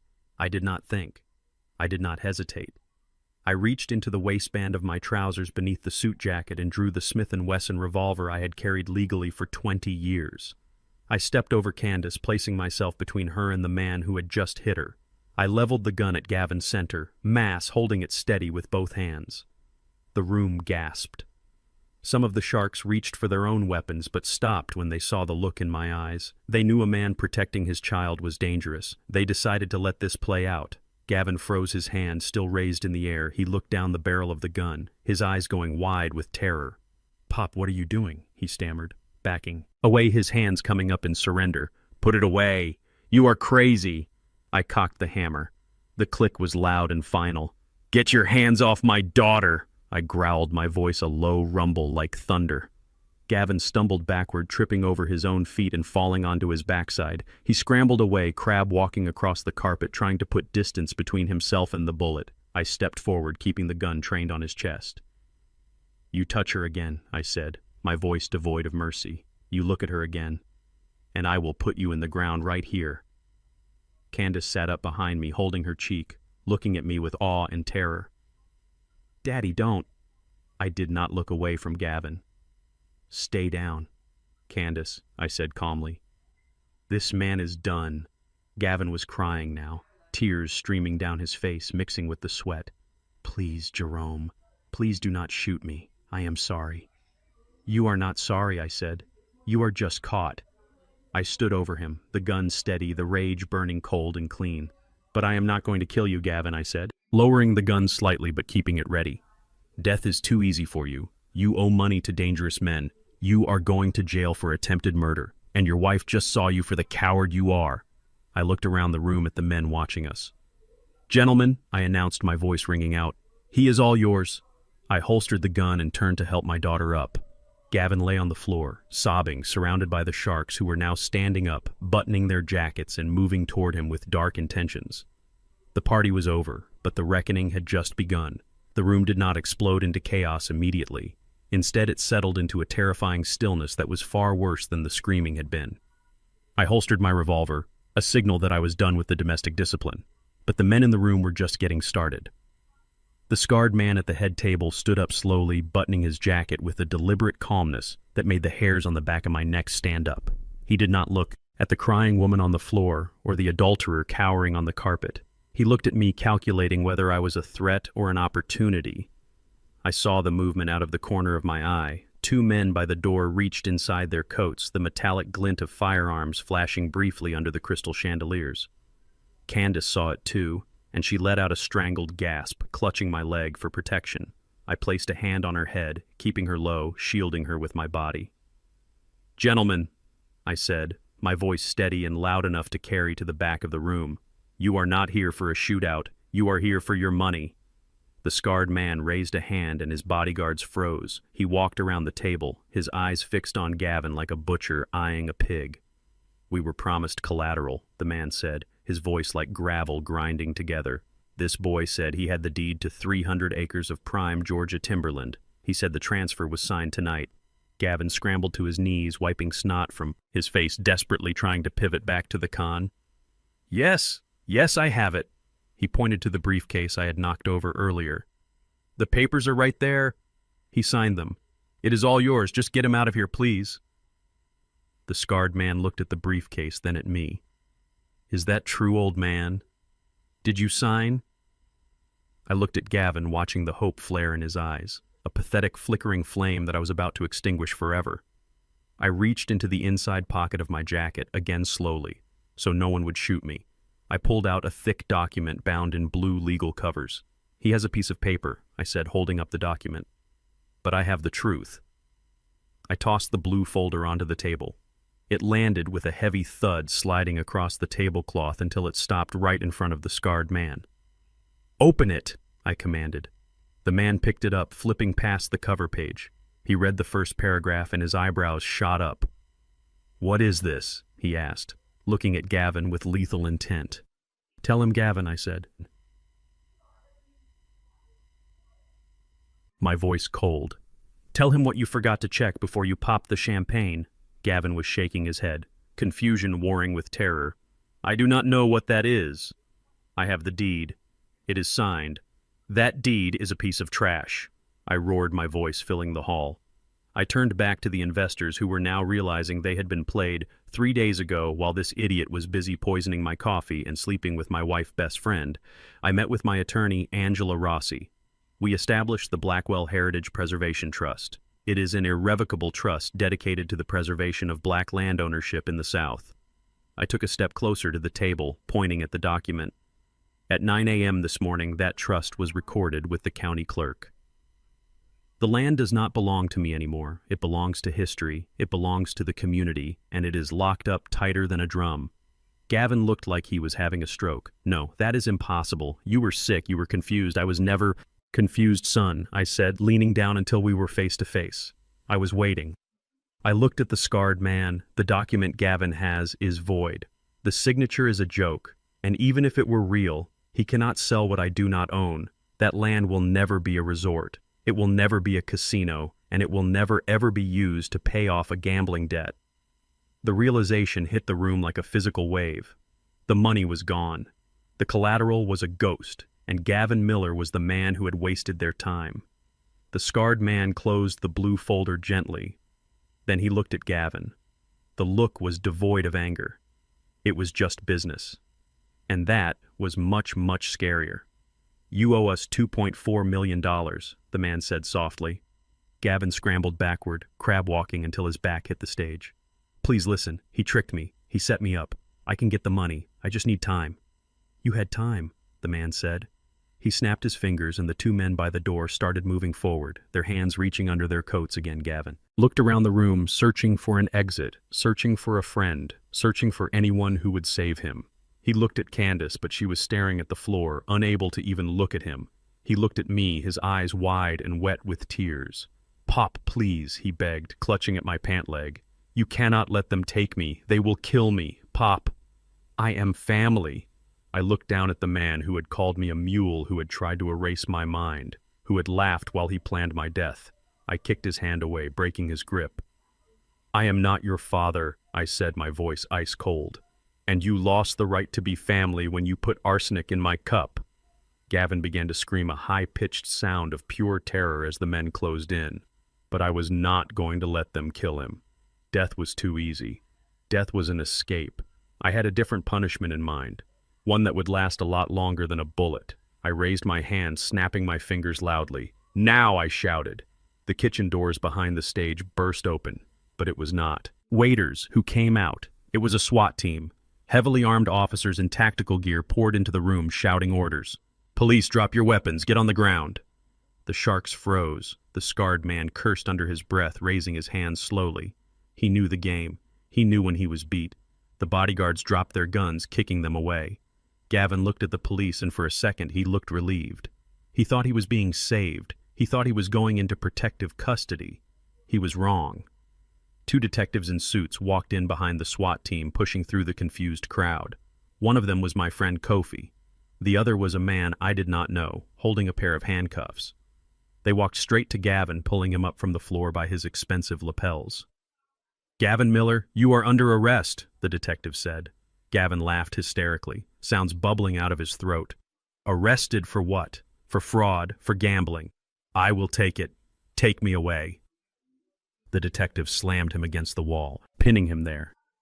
"Not for fraud, son," the detective said. "For the attempted murder of Jerome Blackwell." Gavin stopped laughing. "What, we have the toxicology report from your father-in-law blood. It shows lethal levels of arsenic. We have the audio recordings of you and your mother-in-law planning the dosage, and we have the receipt for the poison found in your car." Gavin went limp, his legs giving out. The officers had to hold him up to cuff him. "Attempted murder carries 20 years, Gavin," I said, walking up to him one last time. "And do you know what the best part is?" He looked at me, his eyes dead. "The men you owe money to, they have friends in prison, lots of friends. You are not going to be safe inside, and you are not going to be safe outside. You are going to spend every day of the next 20 years looking over your shoulder, wondering when the bill comes due." Gavin began to sob, broken guttural sounds of a man who has lost everything. "Get him out of my sight," I said, turning my back on him. They dragged him away, his expensive shoes dragging on the carpet, leaving streaks of tears and snot on the floor of his victory party. I looked at Candace. She was standing up now, watching her husband being hauled away like garbage. She did not cry, she did not scream, she just looked tired. "Come on, baby girl," I said, offering her my arm. "Let us go home." She took my arm, leaning her head on my shoulder.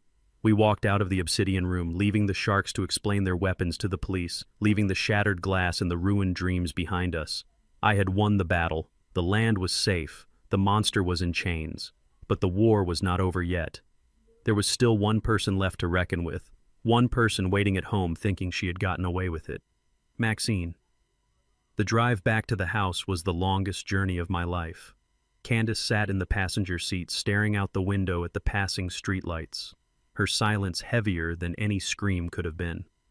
We pulled into the driveway, and the house looked exactly as I had left it, warm and inviting, with the porch light glowing soft yellow. It was a lie, just like the woman waiting inside. I turned off the engine and saw a second car pull up behind us. It was Detective Kofi and 2 uniformed officers. I nodded to him in the rearview mirror, giving him the signal to wait. I needed 5 minutes. I needed to look her in the eye one last time before the handcuffs clicked. I opened the front door, and Maxine was pacing in the living room wearing her silk robe, holding a glass of wine. Her eyes widened when she saw me alive and standing tall, not confused or dead in a ditch. Behind me, Candace walked in, her face a mask of grief and rage. Maxine looked past us, looking for Gavin, expecting her partner in crime to come striding in with the deed to the land. But the driveway was empty, except for the police cruiser.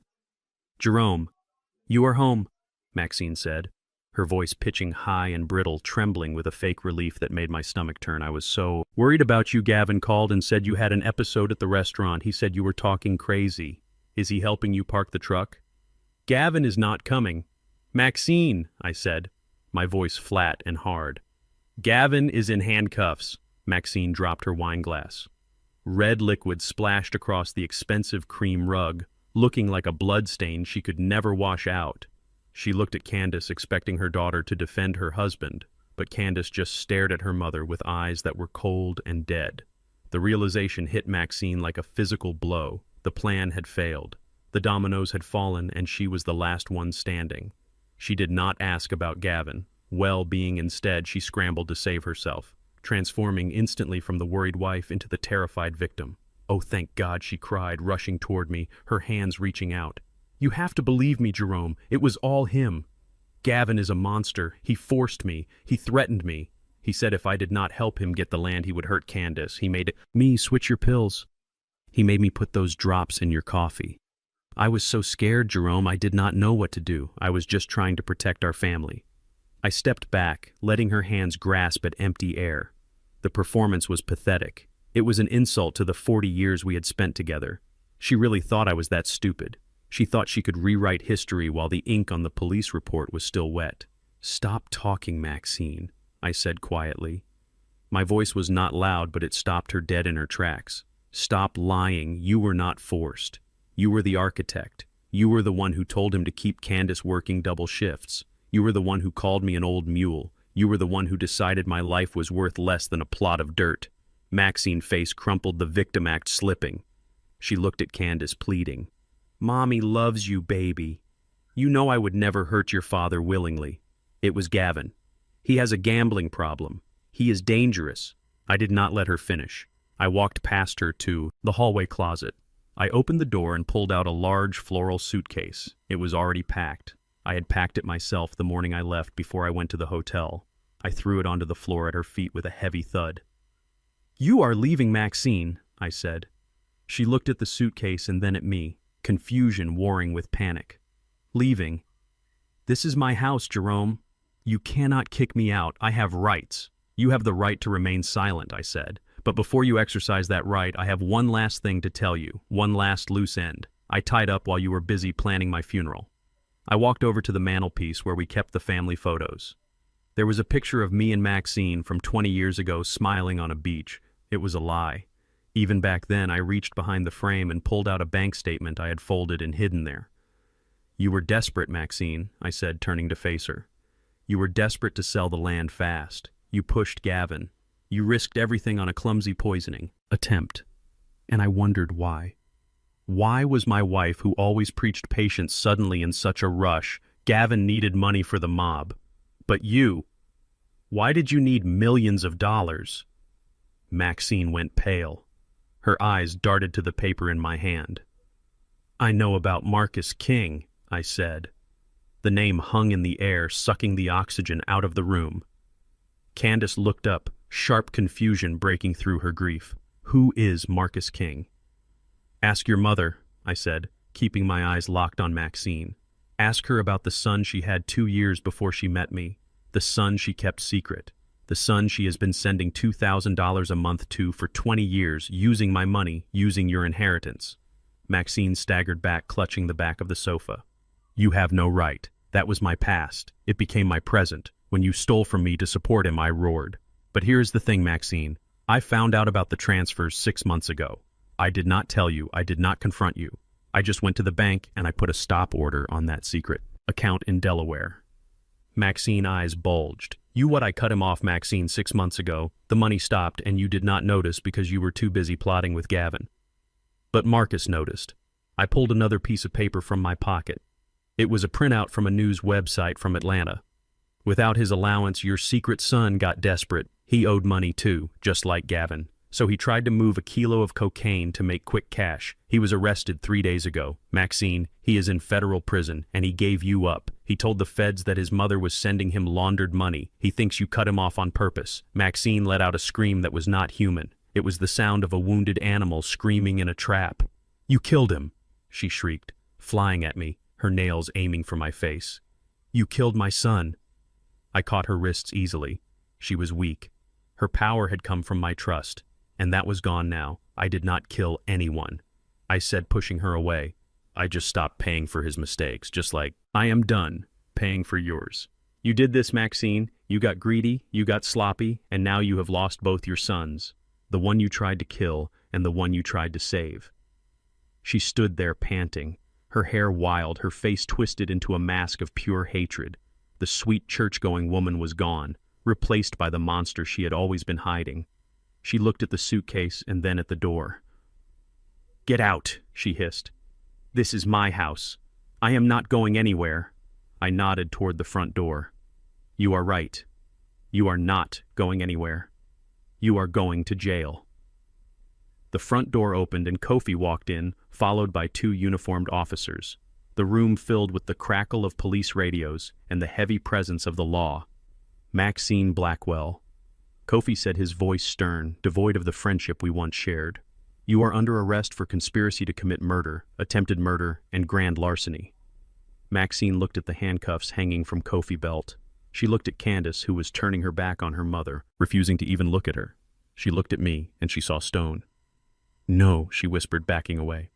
"No, you cannot do this. I am an old woman. You are a criminal," Kofi said, stepping forward. "Turn around and put your hands behind your back." Maxine did not turn around. She grabbed a heavy crystal vase from the side table and hurled it at me. It smashed against the wall inches from my head, showering me with glass shards. "I hate you," she screamed as the officers grabbed her, wrestling her arms behind her back. "I hate you. You were supposed to die. You stupid old mule. You were supposed to die." They cuffed her, dragging her, kicking and screaming toward the door. Her robe was disheveled, her dignity gone. She was spitting curses, calling me every name in the book, blaming me for Marcus, blaming me for Gavin, blaming me for her own black heart. I watched them haul her out to the patrol car. The neighbors were watching again, seeing the flashing lights illuminating the downfall of the Blackwell family. I picked up the floral suitcase and walked to the porch. I threw it down the stairs. It landed on the lawn, bursting open, spilling her clothes onto the wet grass. I stood there on the porch, breathing in the cool night air. The house was quiet now. The poison was gone. The thief was gone. The liar was gone. I turned to go back inside where my daughter was waiting. The war was over. The battle for my life was won. But as I looked at the empty driveway where Maxine's car used to sit, I knew the silence in the house would be loud for a long time. I was a survivor, but I was also a widower in every way that mattered, except the paperwork. I closed the heavy oak door, shutting out the night and the flashing lights, ready to start the long, hard work of rebuilding what they had broken. The piece I thought I had won was a fragile glass ornament, and exactly 30 days after the police dragged Maxine and Gavin out of my house, that glass shattered. The morning started with a knock on the door, but it was not a neighbor or a friend. It was a process server, a young man with a bored expression who handed me a thick stack of papers and walked away without a word. I stood on the porch, the heavy oak door open behind me, and read the cover sheet. The words hit me harder than any physical blow could have. Civil lawsuit Gavin Miller and Maxine Blackwell versus Jerome Blackwell. I walked into the kitchen, my hands trembling with a rage that felt old and familiar. I sat down and read the document. The audacity of it was breathtaking. From their jail cells, my wife and son-in-law had managed to hire a shark of a defense attorney, a man named Slade who was known for turning criminals into victims. The lawsuit claimed that I was the mastermind of a sophisticated fraud. It alleged that I had faked my own mental decline to entrap them, that I had planted the arsenic myself to frame Gavin, and that I had coerced Maxine into making incriminating statements under duress. They were suing me for defamation, malicious prosecution, and emotional distress. They were demanding that the irrevocable trust be dissolved and control of the assets be returned to the marital estate immediately. They were flipping the script. They were using the very trap I had laid for them as proof of my own instability. The document painted me as a paranoid, controlling tyrant who had orchestrated an elaborate theater to destroy his family out of spite. It was a lie, a monstrous, twisted lie, but it was written in legal language that made it sound plausible. And the worst part was that they were petitioning the court to freeze all my assets pending the outcome of the litigation, alleging that I was dissipating marital funds to fund a vendetta. I called Angela Rossi immediately. Her voice was tight when she answered. "Jerome, I just saw the filing. This is a standard tactic, but it is aggressive. They are trying to starve you out. They know they cannot win on the facts, so they are trying to win on attrition. They want to force a settlement because they know legal battles are expensive. How expensive, I asked, looking around the kitchen that suddenly felt very empty. Very expensive, Rossi admitted. And there is a problem.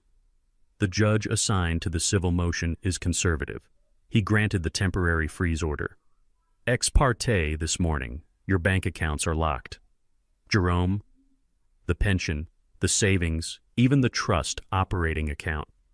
You cannot access a dime until the preliminary hearing next week. I hung up the phone and felt the silence of the house pressing in on me. They were in jail, but they were still reaching out to choke me. I went to the grocery store an hour later just to test it. I tried to buy milk and bread. The card was declined.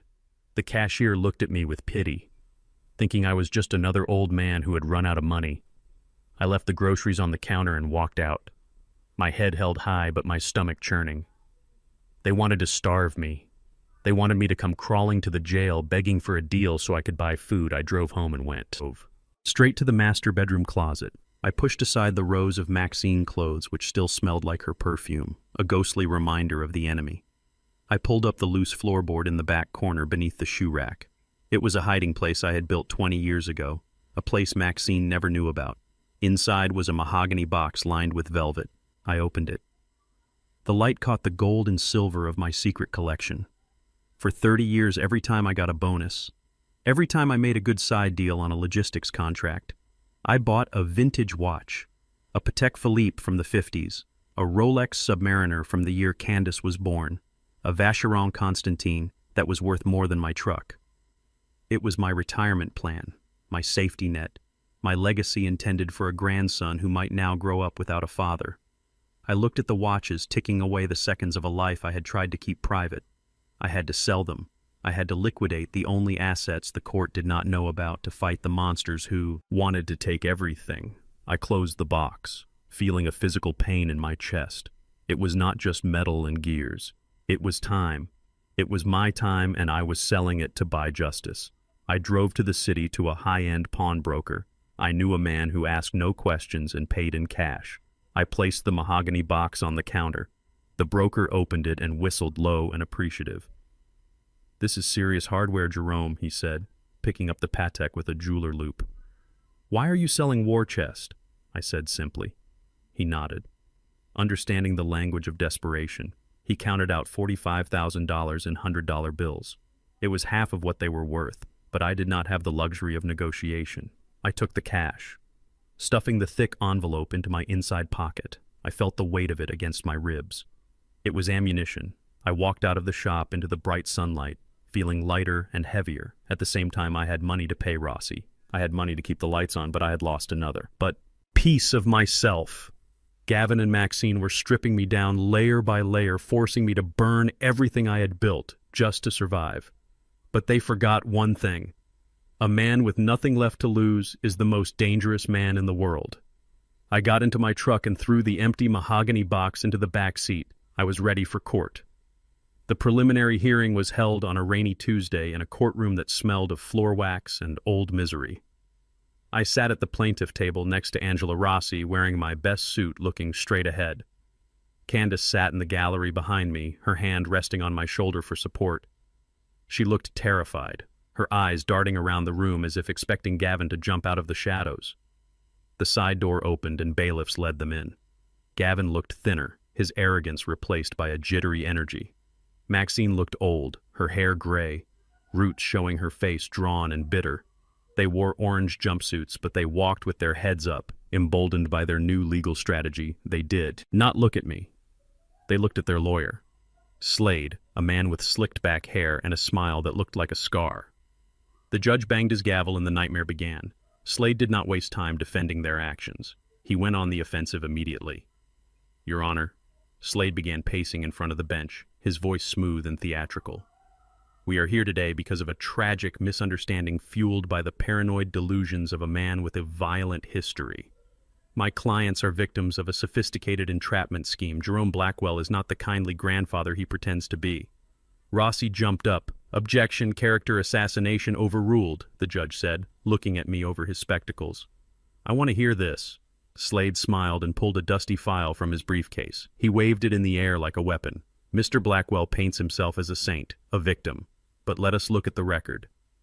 In 1974, Jerome Blackwell was arrested and charged with aggravated assault with a deadly weapon. He put 2 men in the hospital. Your Honor, this man has a history of solving his problems with violence. Is it so hard to believe that he manufactured this entire scenario to punish his family for wanting to put him in a care home? I froze. The memory of 1974 crashed into me. I was 18 years old. 2 men had cornered my sister in an alley. I had used a tire iron to get them off her. The charges were dropped when the truth came out, but the arrest record remained a ghost in the machine that I thought was buried forever. Candace gasped behind me. Daddy, is that true? I turned to look at her. I defended your Aunt Sarah, I whispered, but she looked shocked, looking at me with new doubt. Slade had planted the seed. He had turned my protection into aggression. Slade continued, relentless. He claims he was poisoned, but he has no witnesses other than a nurse he bribed with cash. Yes, Your Honor. We have evidence that Mr. Blackwell gave $5,000 cash to the nurse who drew his blood. Is that the action of an innocent man or a man buying a falsified toxicology report? The judge frowned, making a note. Rossi stood up, furious. Your Honor, that was emergency action taken by a man who was being held against his will. It looks like bribery. Slade countered smooth as oil. And as for the gun, he pulled a gun on my client at a dinner party in front of 50 witnesses, a man with a violent past waving a firearm threatening to kill his son-in-law. Does that sound like a victim to you, or does it sound like a tyrant losing control? Gavin nodded vigorously from the defense table, playing the victim perfectly. Maxine wiped a fake tear from her eye, looking small and frail. The judge looked at me, and for the first time I saw doubt in his eyes. He did not see the man who built a life. He saw a black man with an assault record, a gun, and a lot of unexplained cash. Mr. Blackwell, the judge said, his voice stern. These are serious allegations regarding your credibility. I am not going to dissolve the trust today, but I am also not going to dismiss the countersuit. There is enough here to proceed to trial, and until that trial concludes, the asset freeze remains in effect regarding the estate. You will live on a court-appointed stipend. Gavin smirked. It was small, but I saw it. He had won the round. He had dirtied my name. He had cut off my resources. He had turned the court against me. I stood up, my legs shaking, not with fear, but with the effort of holding back the explosion. Your Honor, I said, my voice deep and resonating off the wood paneling. I saved my sister in '74, and I saved myself last month. You can freeze my money, you can dig up my past, but you cannot change the fact that there is arsenic in my blood and greed in their hearts. Sit down. Mr. Blackwell, the judge barked, banging the gavel. I sat down, feeling Candace's hand tremble on my shoulder. The hearing was over. We were going to trial, and I was going into battle with one hand tied behind my back. They had taken my money. They had tarnished my name, and now they were coming for my freedom. But as I looked at Gavin's smug face, I touched the pocket where the cash from the watches sat. They thought they had cornered me. They thought the old mule was tired. They were wrong. I had been fighting since before they were born. I knew how to survive in the mud. I knew how to fight dirty. And if they wanted to bring up the past, I would show them that the past has teeth. The call from Angela Rossi came at 6 in the evening, just as the sun was dipping below the tree line, casting long shadows across the property. Her voice, usually sharp and commanding, was heavy with frustration.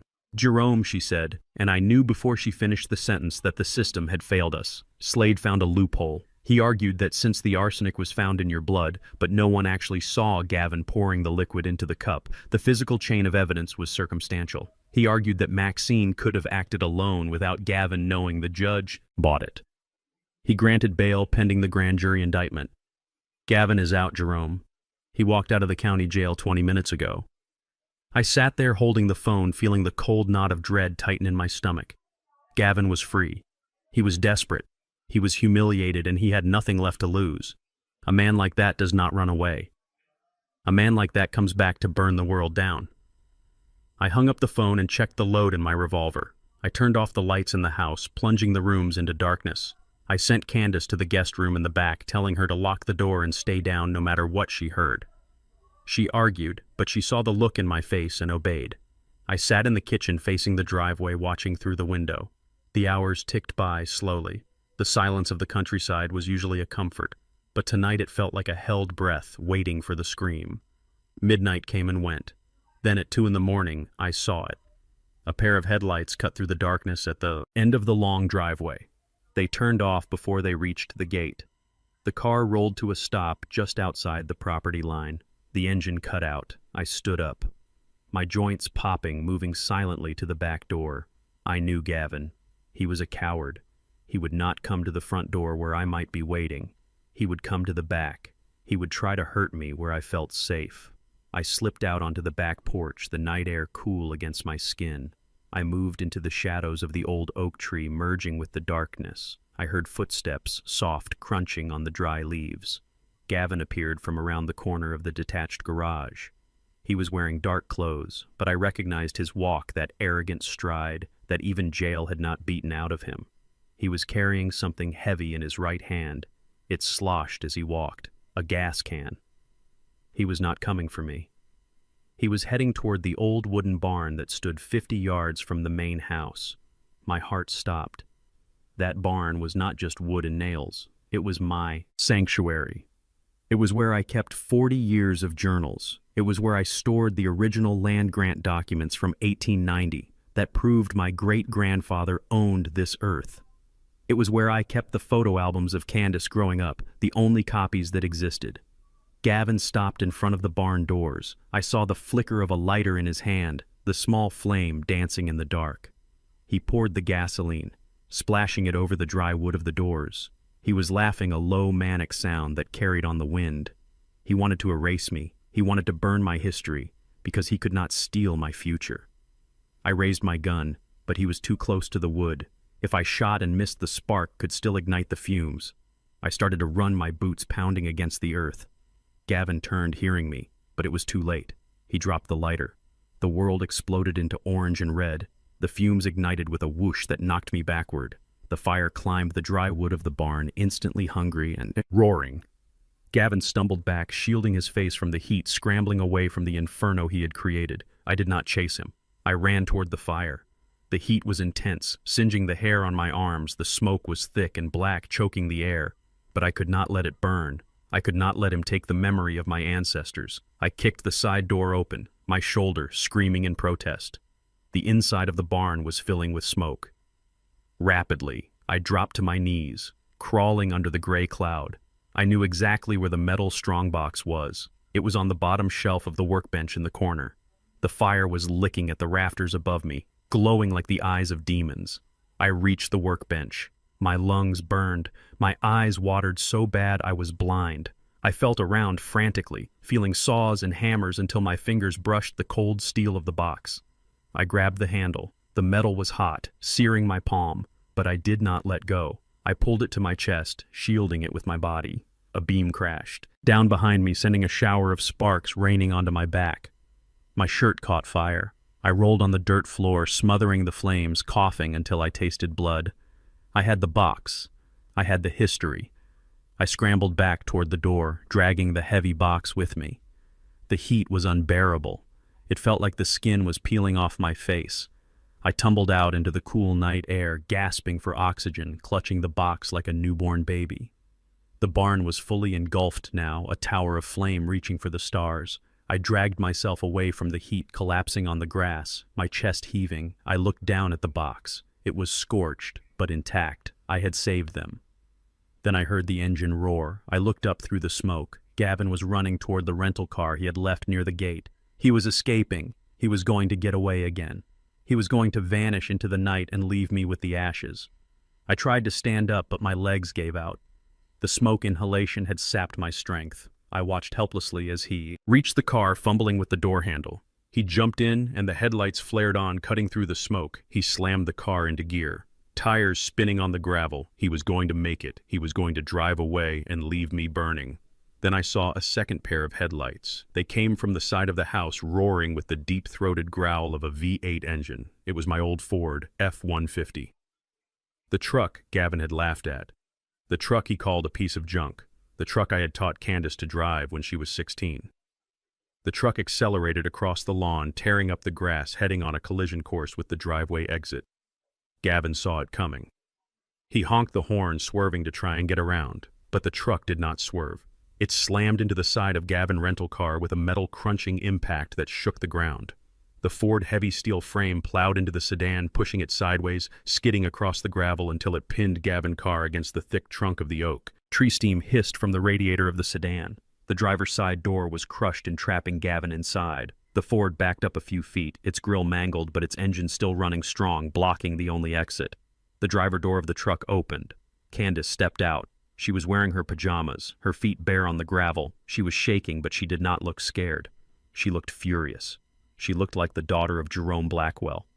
She walked over to the pinned car, picking up a heavy tire iron from the bed of the truck as she passed. She stood in front of Gavin's window, raising the iron. Gavin was screaming inside the car, banging on the glass, his face bloody from the airbag deployment. Candace smashed the window with one swing, shattering the glass. "You are not going anywhere!" she screamed, her voice rising above the roar of the fire. "You are not leaving this driveway until you pay for what you did." I watched from the grass, clutching the metal box to my chest, tears cutting tracks through the soot on my face. My barn was burning. My body was broken, but my daughter had finally found her strength. She had used the tool I gave her to stop the man who tried to break us. The sirens were coming now, real sirens, loud and urgent, but I did not need them to save me anymore. My daughter had already done that. The red and blue lights of the emergency vehicles painted the smoke-filled night in chaotic flashes, turning the scene of my burning barn into a surreal nightmare. The fire department arrived first, their hoses blasting water onto the inferno, battling to keep the flames from spreading to the house. Gavin was still screaming inside his crushed rental car, pinned against the oak tree by the heavy steel frame of my truck. He was not screaming from pain. He was screaming from the realization that his life was over. I stood in the grass, clutching the metal box of family records, while Candace stood guard over the wreckage, holding the tire iron like a warrior queen. When the police officers rushed forward, guns drawn, Gavin tried to spin one last desperate lie. He pointed a shaking finger at Candace and yelled, "She is crazy! She tried to kill me! She ran me off the road! Arrest her!" But the evidence was shouting louder than he was. The officers pulled him from the wreckage, and the smell of gasoline coming off his clothes was strong enough to make them gag. He was soaked in it. Next to the car, lying in the grass where he had dropped it, was the red gas can. His fingerprints were on the handle. His lighter was on the ground by the barn door. This was not a misunderstanding. This was arson. This was attempted murder. This was a violation of his bail conditions so flagrant that no judge in the state would let him walk free again. I watched as they cuffed him, dragging him away from the fire. He looked at me, his eyes wild and pleading, seeking mercy from the man he had tried to burn alive. "Pop, tell them. I was just trying to keep warm." He babbled, his mind snapping under the pressure. I walked up to him, the soot masking the burns on my arms. I leaned in close so only he could hear. "You are going to be warm where you are going, son," I said, my voice raspy from the smoke. "Hell is hot." They shoved him into the back of the patrol car, slamming the door on his screams. This time there would be no bail. This time there would be no loopholes. Gavin Miller was going to die in a cage. Candace dropped the tire iron and collapsed into my arms, sobbing against my chest. We stood there watching the firefighters drown the last of the flames, turning my history into wet black charcoal. The barn was gone, but we were still standing. The cancer had been cut out, and now the healing could begin. Later that night, I sat on the edge of a hospital bed while a nurse applied cooling gel to the second-degree burns on my arms and neck. The pain was a sharp, constant stinging, but it kept me focused. Candace sat in the chair next to me, holding a cup of bad hospital coffee.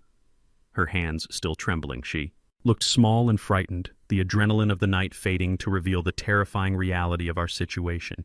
"Daddy," she whispered, staring into her cup. "What are we going to do? The barn is gone. The house is a crime scene. Gavin left me with thousands of dollars in debt, and the lawyers said the trust locks up the land so we cannot sell it. We are broke, Daddy. How are we going to pay for this hospital visit? How are we going to pay the mortgage?" I looked at my daughter, seeing the fear that had been driving her for years, the fear that Gavin had exploited to control her. She thought we were destitute, She thought we were just a retired warehouse manager and a nurse scraping by. I waved the nurse away, asking for a moment of privacy. When the door clicked shut, I reached out and took Candace's hand. "We are not broke, baby girl," I said, my voice steady. She looked at me with pity. "Daddy, I know you have a pension, I know you have savings, but Gavin debts are huge. And the legal fees?" I squeezed her hand, silencing her. "Candace, listen to me, I lied to you." She froze, looking hurt. "You lied?" "I lied to everyone," I said. "For 40 years I told you and your mother that I was a warehouse manager, and that was true.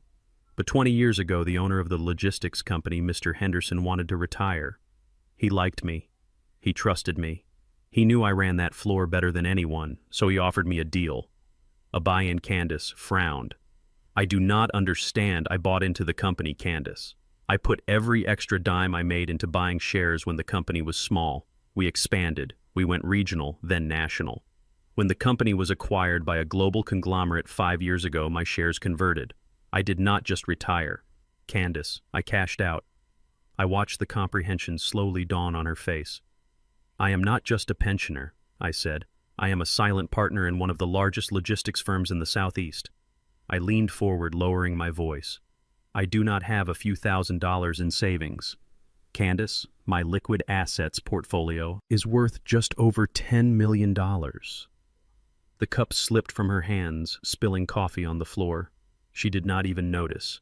"10 million, she whispered.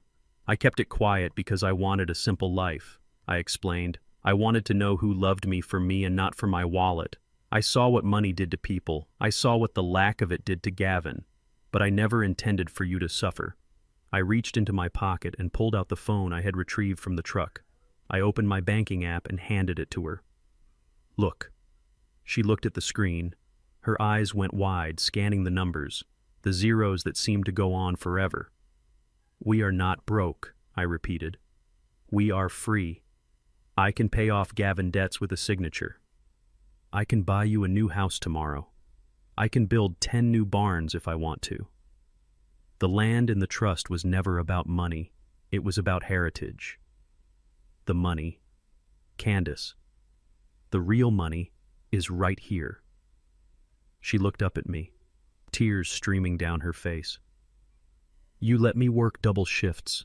You let me worry. I am sorry." I said, and I meant it. I thought I was teaching you value. But I see now I was just letting you struggle. I will never let you struggle again, baby girl. You are the heir to all of this. Not Gavin, not Maxine. You, Candace, dropped her head onto the bed, weeping softly. But these were not tears of fear anymore. They were tears of relief. The weight of the world had just been lifted off her shoulders. We sat there in the sterile light of the hospital room, 2 survivors who had just discovered that we won the lottery. 3 days later, I was back home sitting on the porch staring at the charred remains of the barn. The air still smelled of smoke, but the birds were singing, unaware of the violence that had happened here. The mailman drove up and handed me a single envelope. It was from the county jail. I recognized the handwriting immediately. It was neat, cursive loops, the same handwriting that had been in the ledger, noting payments to Marcus King. It was from Maxine. I sat there holding the envelope, feeling the weight of 40 years of lies. I opened it carefully, extracting the single sheet of lined yellow paper. "My dearest Jerome," it began. I almost laughed. The audacity. "I am writing this from my cell. It is cold here, and the food is terrible. I miss my home. I miss you, Jerome. I know you are angry, and you have every right to be, but please understand, I was manipulated. Gavin twisted my mind. He made me think we were in danger. He made me do those things. I never wanted to hurt you. I only wanted to secure our retirement. I read on my eyes, narrowing. I know about the fire. I saw it on the news. I am so glad you are safe. Whatever Gavin did, I had no part in it. Please, Jerome, I need bail." The judge set it at $100,000. "I know you can find the money. You always find a way. Please get me out of here and we can talk. We can fix this. I am your wife. I love you, Maxine."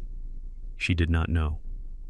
She still thought I was the poor warehouse manager scraping together pennies. She thought she could charm me, manipulate me, use my sense of duty to get her out. I stood up and walked into the house to the kitchen. I placed the letter in the sink. I took my phone and started recording a video. I focused the camera on the letter, zooming in on the words, "I love you." Then I took a match, the same kind of match I used to light my pipe on Sundays, and I struck it. I held the flame to the corner of the yellow paper. The fire caught quickly, curling the edges, turning her lies into black ash. I watched the words burn.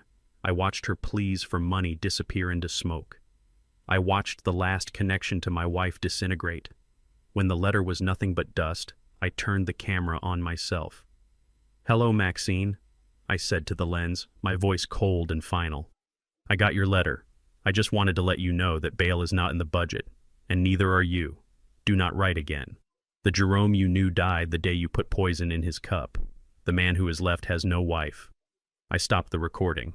I sent the video file to her lawyer with a simple subject line: "Reply to client." I washed the ashes down the drain, watching the gray sludge swirl away, disappearing into the dark pipes. It was over. She was gone. Gavin was gone. The lies were gone. I walked back out to the porch and sat down. Candace was pulling into the driveway in a brand new car I had bought for her cash that morning.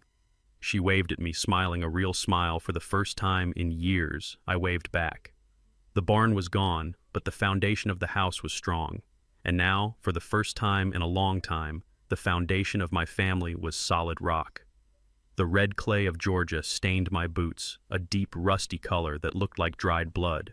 But for the first time in months, it did not remind me of violence. It reminded me of life. I stood on the hill overlooking the 300 acres that had almost cost me my life. The air smelled of pine needles and wet earth, a clean scent that washed away the lingering odor of smoke and hospital antiseptics. Beside me, Candace held a shovel, her hands no longer trembling, her face set in a line of determination that mirrored my own. We were not here to sell. We were here to build. The heavy machinery was already idling down by the creek. Huge yellow bulldozers and excavators ready to carve out the foundation for the Blackwell Community Center. It was going to be a place for the local kids, a place with a library, a tech lab, and a trade school where they could learn skills that could not be taken away. It was my answer to Gavin Greed. He wanted a casino to destroy lives. I was building a school to save them. I watched Candace drive the shovel into the earth, breaking the ground. It was a symbolic gesture, but it felt heavy with meaning. She was dressed in work boots and jeans, looking nothing like the woman who had worn silver dresses to drink champagne with loan sharks. She wiped sweat from her forehead, leaving a streak of dirt across her brow, and she smiled. It was a small, hesitant smile, but it was real. I walked over to the site, over to manager, a man I had hired because he looked me in the eye and shook my hand with a grip that meant business. "We start today," I told him. "Pour the foundation. Deep, I want this building to stand for 100 years. He nodded, touching the brim of his hard hat. "It will stand, Mr. Blackwell. We will make sure of that." I looked back at the property line where the timberline met the sky. I thought about the deed, the piece of paper that Gavin had tried to steal. It was safe now, locked in the trust, managed by Angela Rossi. No one could touch it, no one could leverage it, and most importantly, no one could die for it. The roar of the diesel engine starting up filled the valley, scaring a flock of crows out of the pines. I took a deep breath, filling my lungs with the dust of my ancestors. This land had been fought for, it had been bled for, and now finally it was going to work for us, not against us. I watched the first bucket of earth being lifted, and I felt the last of the poison leaving my spirit. I was not a victim anymore. I was a builder. And I was building something that no fire could burn down. Later that afternoon, the noise of the construction site faded as the crew broke for lunch. I found Candace sitting on the tailgate of my new truck, staring at her hands. She was crying silent tears that tracked through the red dust on her cheeks. She looked small again, like the little girl who used to scrape her knees running in the driveway. I walked over and leaned against the truck bed beside her. "What is it, baby girl?" I asked, handing her a bottle of water. She did not take it. She kept staring at her hands, her fingers picking at a loose thread on her jeans. "I should go, Daddy," she whispered, her voice thick with emotion. "I cannot do this, cannot do what I asked. I cannot be here." She looked up at me, and her eyes were full of a pain that broke my heart. "I do not deserve this. I do not deserve to be part of your legacy. I helped him, Daddy. I defended him when you tried to warn me. I called you jealous. I called you bitter. I let him into our lives and he almost killed you. Every time I look at this land, I see my own stupidity. I see how close I came to letting him win. I listened to her, letting her pour out the poison. The guilt was eating her alive, telling her she was unworthy, telling her she was just like her mother. I deserve to be cut off, she continued sobbing. Now, I deserve to be left with nothing, just like Mom. You should send me away. You should find someone else to run this center, someone who did not betray you. I took her chin in my hand, forcing her to look at me. The sun was high and bright, exposing every flaw and every truth. Listen to me, Candace. I said, my voice low and firm. You are not your mother, and you are not your husband. You were a victim just like me. You were manipulated by a master liar and betrayed by the woman who gave birth to you. That does not make you bad, it makes you human. But I was blind, she cried. We were all blind, I corrected her. I lived with that woman for 40 years, and I did not see the knife until it was at my throat. Does that make me stupid? Does that make me unworthy? She shook her head. No, Daddy, you are the smartest man I know. Then trust me now, I said, releasing her chin. Guilt is a useless emotion, Candace. It is a luxury we cannot afford. It does not fix the barn, it does not pay the bills, and it sure as hell does not build community centers. You want to make it right, you do not run away. Running away is what Gavin did. You stay, you work. You take that guilt and you turn it into sweat. I pointed to the construction site where the men were returning to work. You are going to manage this project, I said.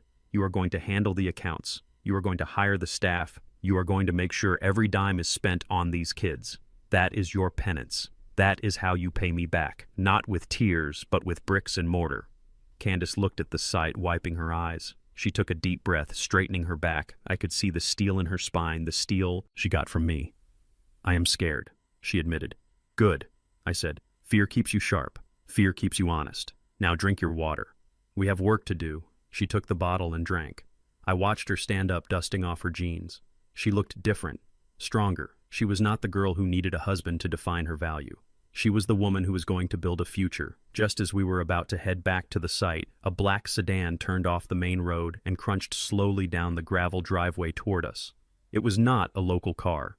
It had out-of-state plates. I felt my hand instinctively move to my waist, checking for the revolver I still carried. Old habits die hard, and I was not taking chances. The car stopped 20 feet away.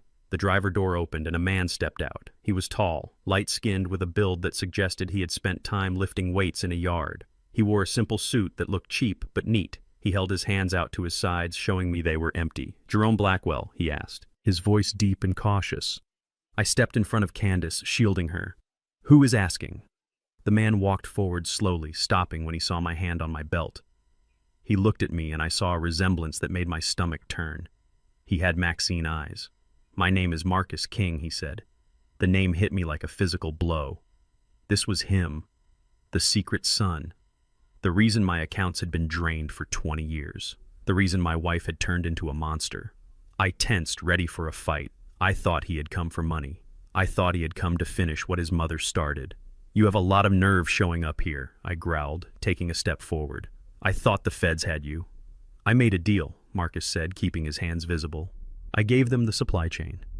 They gave me probation and time served. I am not here for trouble.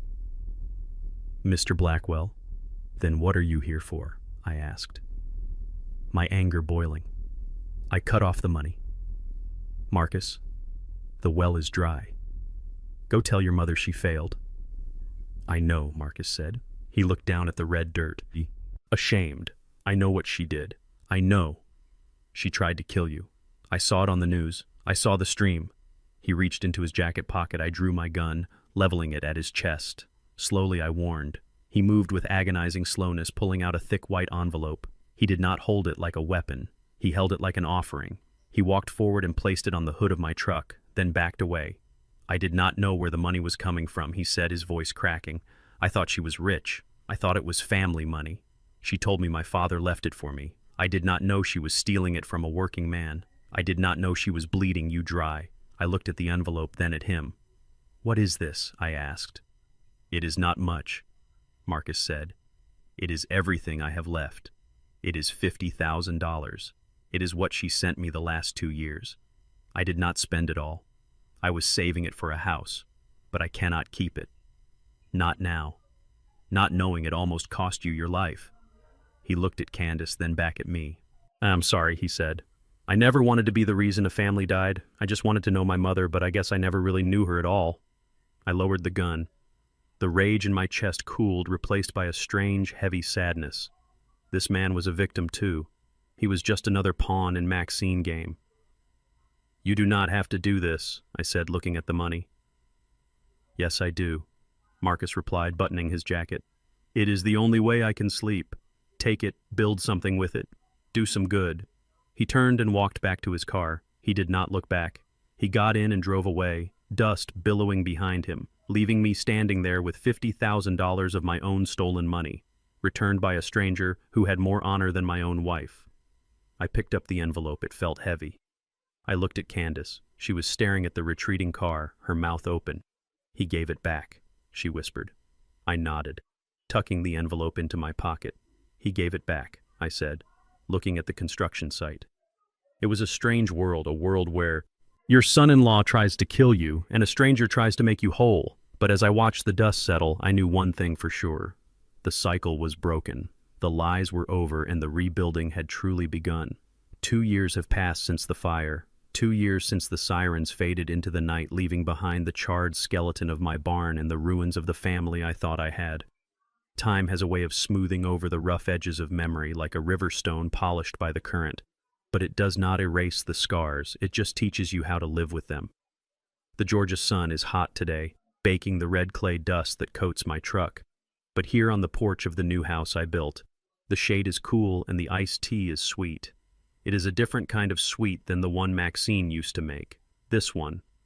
I made myself sugar, lemon, and water, no poison, no lies, just the simple, honest taste of survival.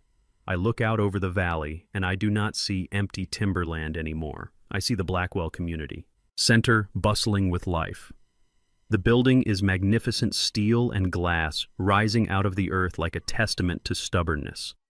The parking lot is full of cars, beaten-up sedans, and work trucks belonging to parents who are inside watching their children learn how to code, how to weld, how to build a life that does not depend on handouts.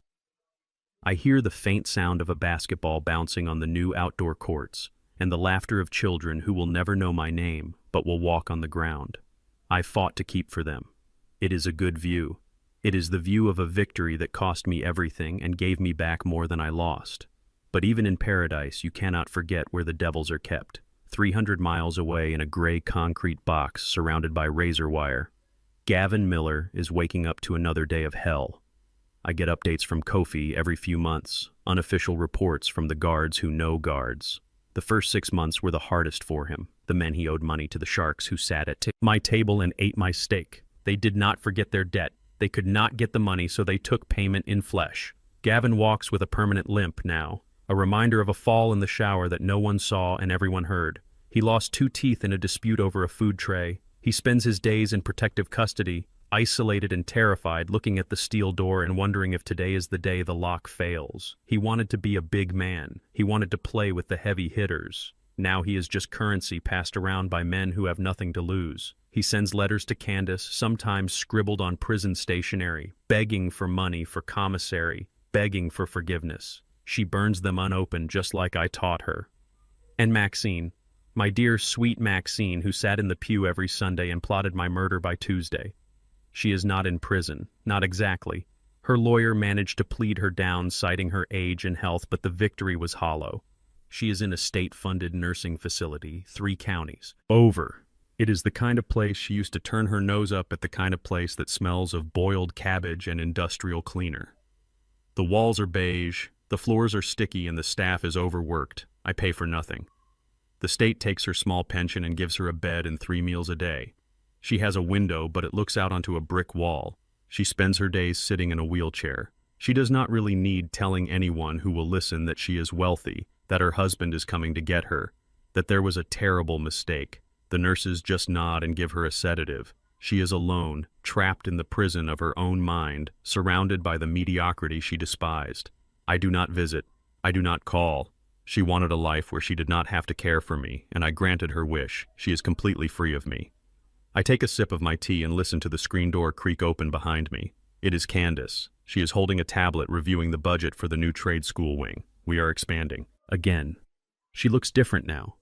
The dark circles are gone, replaced by the glow of a woman who knows her worth. She cut her hair short, wearing it natural, and she traded the scrubs for blazers. She runs the foundation with an iron fist, managing the $10 million endowment better than any Wall Street broker could. I see her arguing with contractors, checking invoices, making sure every penny is accounted for. She is not the girl who begged me for $20,000. She is the woman who signs the checks. "Hey, Daddy," she says, sitting in the rocking chair next to me. "Tyler is asking if you want to go fishing down at the creek later." I smile, thinking of my grandson. He is 10 now, tall for his age. He knows the truth.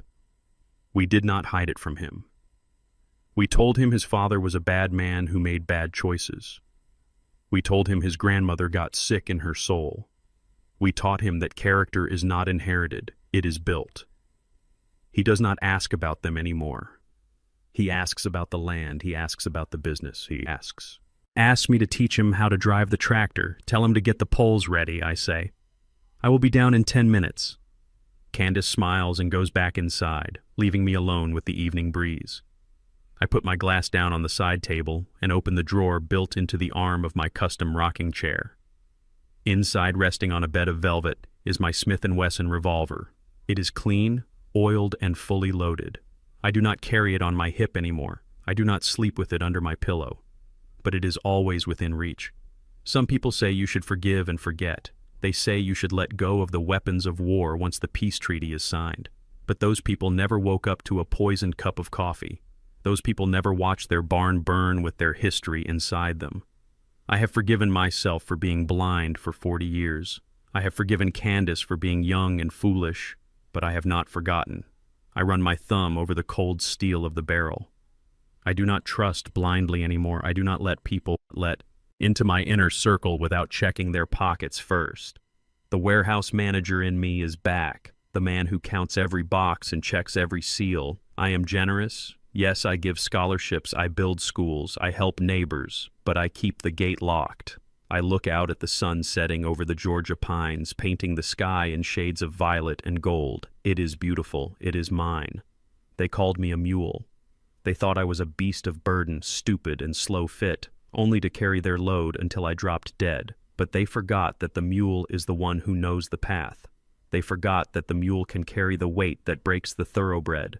And they forgot that when the mule plants his feet, there is no force on earth that can move him. I am Jerome Blackwell. I am 70 years old. I am a father, a grandfather, and a survivor. They tried to take my mind, and I outsmarted them. They tried to take my life, and I outlived them. They tried to burn my legacy, and I built a monument on the ashes. I closed the drawer, hiding the gun, but knowing it is there, waiting just in case the wolves ever come back, but they won't come back because the wolves know, now that this sheepdog has teeth. I pick up my cane, not because I need it, but because I like the way it feels in my hand, heavy and solid hickory wood. I stand up, my knees protesting a little, but holding my weight. I walk down the steps toward the creek where my grandson is waiting to learn how to fish. The past is dead buried in a prison cell and a nursing home. The future is waiting by the water, holding a fishing pole and laughing.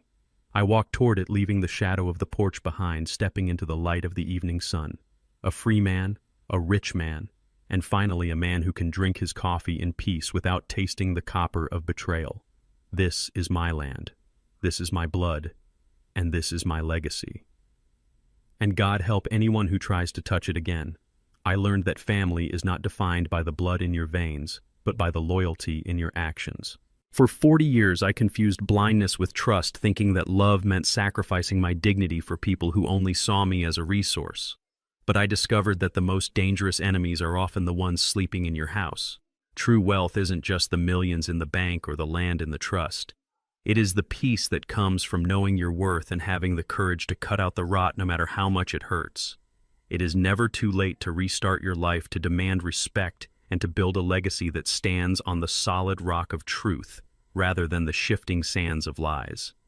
If you enjoyed this story of betrayal, justice, and redemption, please hit that like button and subscribe to the channel for more stories like this. And let me know in the comments, do you think I was right to give Candace a second chance, or should I have cut her off like the others? I read every single comment. See you in the next story.